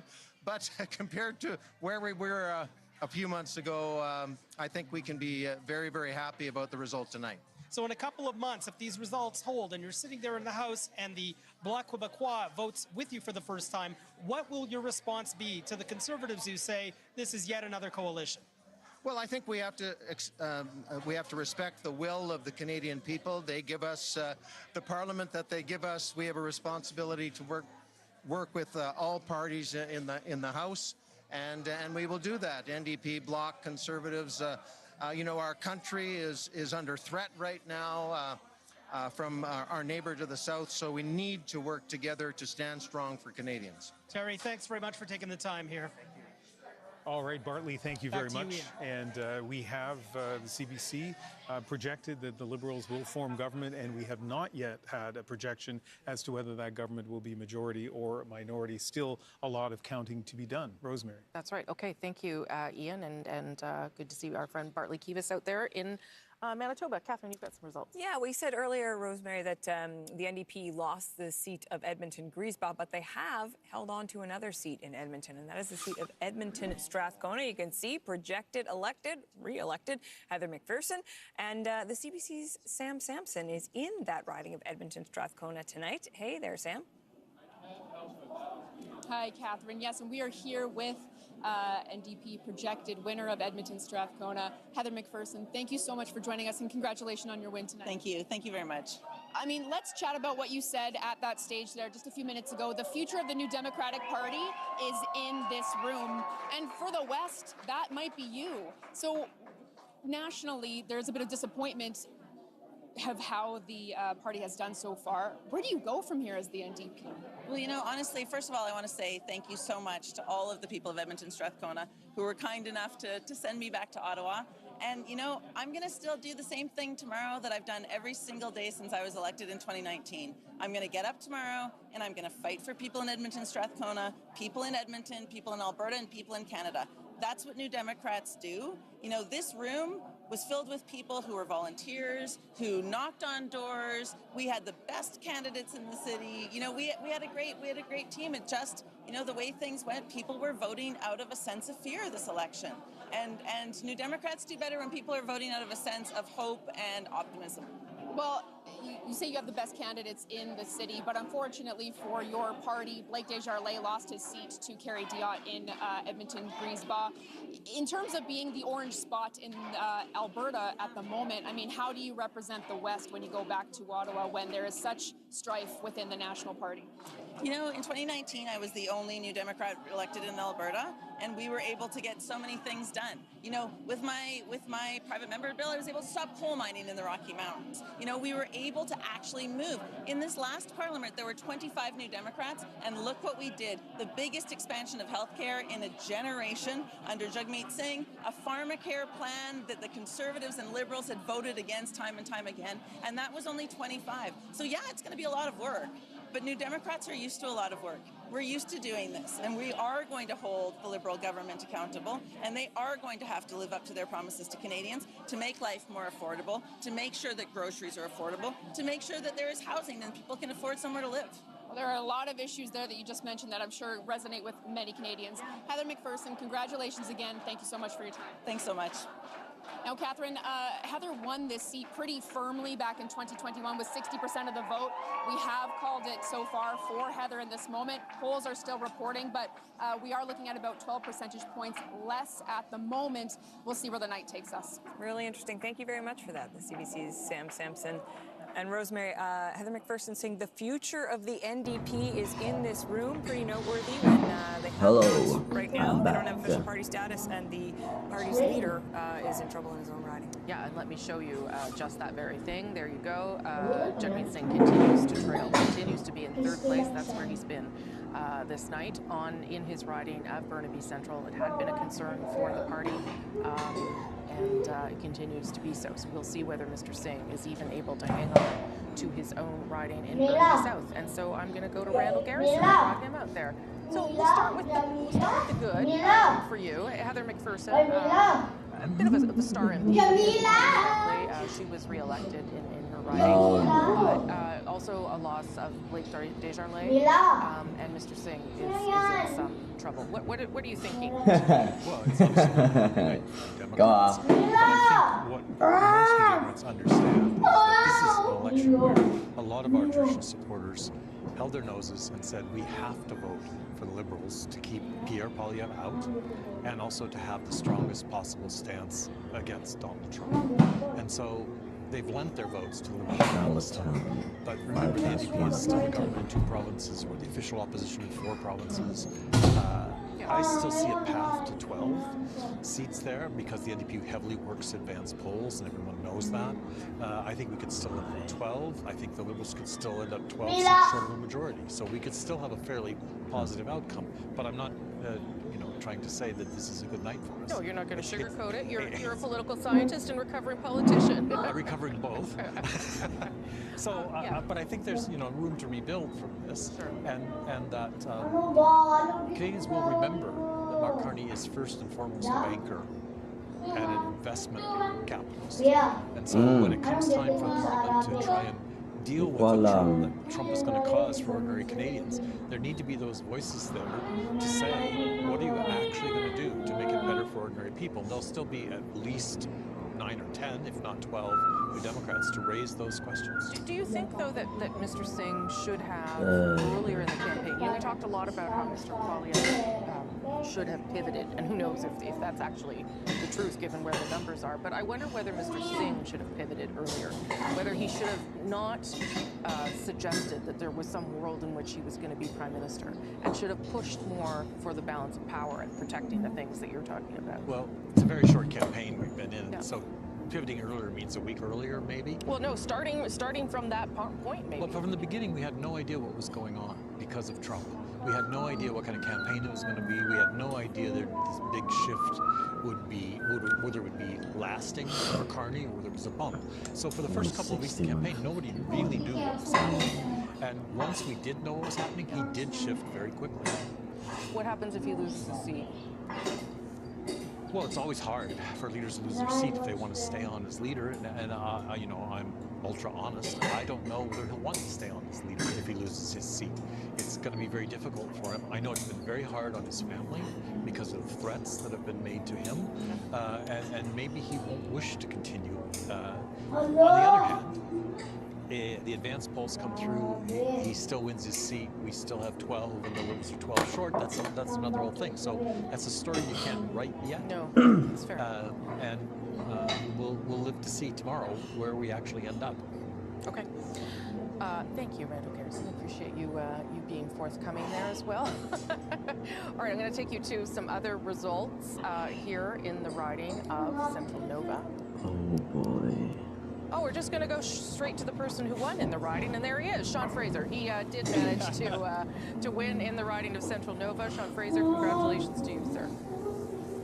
Thank you so much. We get to be together on election night anyway, Rosemary. Okay, so it turns out that idea to not retire and spend time with your family worked out for you here. How are you feeling about that? Come back. Look, I'm feeling really good about the path ahead. Obviously, it's an invigorating experience to be successful in an election, to have the privilege to represent your community in the House of Commons. My family's actually really excited. We were all together earlier this evening watching the results come in, and this is an incredible opportunity to continue our service. Yeah, and I'm totally teasing you about that. What do you make of what the numbers are so far, and the fact that this has been a two-party race throughout this election campaign, and that is reflected here tonight, and we don't know exactly how this is going to end, other than you are forming government. Yeah, look, I'll reserve judgment on the final numbers that come in, but the results we're seeing tonight reflects my experience on the doorstep over the course of the last number of weeks. People were faced with a very clear choice. Who is best to represent Canada in defending Canada, standing up to the threat that we're seeing coming from south of the border. Wala, gan-install ko. As to the appropriateness of one party or another. Maya, pagkatapos yun na soccer. More than any election I've been a part of, this was a very clear choice. Mag-download lang ako daan. And thankfully, locally and nationally, the voters have made the choice that I think was the right one. Ha? Download resources? Download na lang ako daan resources, pati ano, itong code. It seemed like the bar was, let's try and get to a majority. boards. Oh, mag-download lagi ako boards. Ikaw ba? Increasingly less likely. A minority government, is that something that you think Liberals can deal with and work with going forward with Mr. Carney if that's where we end up? That's in Saskatchewan. Well, look, I Those two anticipate, cities. and you've got to keep in mind that the future of the government is not up to political parties, but it's up to Canadians. The Canadian people are always right on the back end of an election.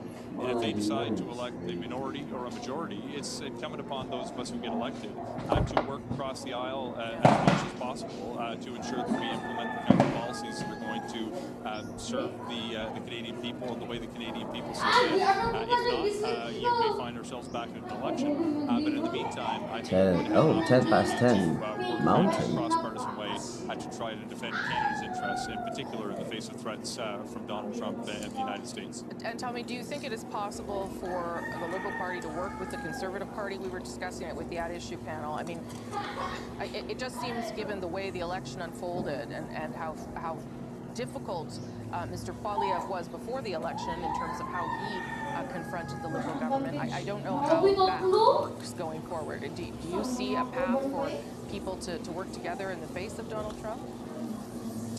Look, it may depend on the specific issue. Obviously, one of the things that I heard on the doorstep, and something that reflects my experience in the House of Commons, Mr. Poilievre in particular has adopted a very similar style of politics to what we see from President Trump. It's not as though that one person represents the voices of every member of Parliament from all opposition parties. We have the opportunity to work with members of different political parties. We have the opportunity on an issue-by-issue basis to work with many Conservatives as well. I had many opportunities to make friends on the other side of the aisle, including in the Conservative caucus, and we're going to have to leverage those relationships. Canadians do not want us to continually talk about what's wrong with the other party that we may be competing against. They want us to put our ideas on the table. Fast my own community. And it's a lesson I'm going to take back to Ottawa. Okay, Sean Fraser, nice to see you. Congratulations again, and I'm sure we'll talk soon. Okay, have a good evening. Appreciate it very much. All right, we're talking to some of the people who have clinched their seats today. If any Conservatives want to talk to you, I'm happy to put you on as well. Just give us a call. Adrian, you've got some results. Yeah, well, why don't we do that right now? Let's go to Bowmanville, Oshawa North. This is, if you have a look here, this is Jamil Jani projected elected. This is a seat that the Conservatives have held by increasing numbers over the last few years. You know, it's interesting, shorthand when we talk about Jamil Jani is that he's very close with the U.S. Vice President J.D. Vance. You know, would that make a difference for him, for better or for worse, at the polls? Not so far. He's done extremely well. He is headed back to Ottawa, and let's find out what this night is like for him, because I believe David Common is right there in Bowmanville, Oshawa North, and I think you do have a guess, David. We do indeed, Adrian. Yes, this is, there have been electoral boundary changes for this election, and this riding certainly among them, but much of it was for the Conservative leader Erin O'Toole's riding in the by-election following his resignation with Jamil Jani, who won that, and Jamil Jani winning again. Congratulations, first of all. Yeah, we have a great team here in Bowmanville, Oshawa North. Very excited and happy to bring home a victory. I do want to ask you, Mr. Giovanni, because you've just spoken to your supporters, a large group that's here at the pub here in Bowmanville, North Oshawa, and you said to them, among other things, that Doug Ford was a problem for you in this campaign. You said that he sabotaged the Conservative campaign. That's your words. You said he was a hype man for the Liberals. Take me through how you see that. Yeah, well, look, Doug Ford just went through an election. I have differences of opinion with him. I don't like how he's managed healthcare or education. But out of respect, we didn't say anything. Federal party didn't get in his way. When it was our turn to run an election, he couldn't stay out of our business. Always getting his criticisms and all his opinions out, distracting our campaign, trying to make it about him, trying to position himself as some kind of political genius that we needed to be taking cues from. Was it him specifically, as his campaign manager, Corey, tonight? Do you see Doug Ford as a problem for the federal party in the outcome of this race? I see Doug Ford as a problem for Ontario and for Canada. I think he's not doing a great job in running this province, and now he's trying to exercise his influence on other levels of government, and it's not like this guy is doing anything particularly well. You did used to work for him. I did. I'm speaking from experience. I tried to fix problems in this province, and he kept getting in his way, and all his they wouldn't make anything better. And now we're seeing him because this guy's a political genius because he beat Bonnie Crombie and Stephen Del Duca, and now we got to sit around getting advice from him? No. He has taken the provincial Conservative Party and turned it into something hollow, unprincipled, something that doesn't solve problems. He's glad-handing Chrystia Freeland, having coffees and lattes with Mark Carney, and I'm sitting here saying we need to be fighting for change and something new and something different, not being a hype man to the Liberal Party. Some would argue that the challenge within the federal Conservative movement is that there are these divisions, divisions in some ways unite tonight, and that it is the thing that midnight in Iqaluit. holds back the federal party from the majority government that it seeks. Do you see that as a possible outcome to some of the fractions and frictions that exist within the federal party? There is a lot of unity from Conservatives across the board. Peter MacKay and Stephen Harper and Jason Kenney, James Moore, all sorts of people who've been part of our movement for a long time, united behind Pierre. There are opportunists like Doug Ford. And I think it's not about ideology or differences of beliefs. It is about some people believing our purpose as Conservatives is to be an alternative to what the Liberals offer. And then there are people like Doug Ford who are opportunists. And I reject that. Do you have any leadership ambitions? Look, we have a leader of our party right now. We're still waiting in for the final seat counts. I don't know what tomorrow holds. My focus, though, is on all the young people, all the parents, the moms, the dads who came to us and trusted us to offer an alternative, a brighter future. We're going to see that through. We're going to keep fighting, and when the next federal election comes around, Conservatives will earn the trust of more voters, and we will bring home a victory nationally. My last question to you looks at the results. As we speak here right now, 160 for the Liberals, 151 for your Conservatives. This is a lot closer of a race than some had expected. Why do you think that is? Well, look, I think a lot of people misunderstood just the frustration that Canadians felt. All these polls that showed Conservatives far below the Liberals, I think we're missing how many young people saw our party as the party of dreamers and hustlers and strivers and builders. That is our identity for young people, and we are going to continue offering them that vision for Canada. As we continue to see progress made, earning more trust, growing our party, getting more union support, police support, young families, working class families, I think we will see this identity that Pierre Poilievre has helped develop crystallize further, and our party will only go up from here. Jamil Jivani, thank you very much and congratulations. Thank you. Okay, Adrian, I will turn back to you from Jamil Jivani's victory party here in Bowmanville, Oshawa North. If only he would speak his mind, David. I mean, it's unfortunate that he's so vague about his views. Congratulations to him. If Doug Ford is listening, maybe give us a call. He might have a few things to say. That was very interesting.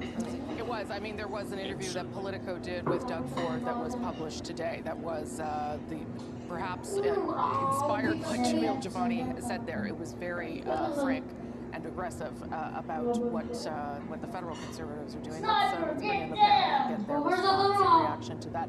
I mean, if you want a confirmation that there is a problem, a major rift between Ford Conservatives and Pierre Poilievre Conservatives, Jamil Jivani just showed you that. It's like it was two different interviews. Like the last part of it about the strivers and the go get them, etc. The hustlers. That's the kind of but that's a kind of a positive vision of the party. The first part where he was on the tirade about Ford shows you part of the problem. I mean, it reflects the duality of the result here. They did a lot better than people were expecting mid-campaign. That's right. So they've escaped the defeat. But they blew a 25% lead, and I think you saw part of the reason why there, the failure to build bridges even within their own movement, and this kind of scabrous negativity. I mean, you know, people talk about, oh, well, it's only because the NDP vote collapsed. A big part of the reason the NDP vote collapsed was Pierre Poilievre's leadership and the specter that he presented to these progressive voters. When conservative leaders are scary, NDP voters are more likely to listen to the local siren. Yeah, the favorability for Pierre Poilievre never improved. Did the opposite through the polls, Chantal. But if you're going to run possibly a fragile government, it's good news to hear listen to you, because you know the Premier of Ontario will continue to be working with you as the Liberal Prime Minister of Canada. And in the end, bottom line, once you get through this who knows when thing, the next order of business is going to have to be dealing with what's happening south of the border. It is And the now 20 past noon here the in one the relationship Philippines. that will really matter I think that is is it for that of the now. Premier You'll find more details on this live stream or on their website, cbc.ca/results, I think, or elections.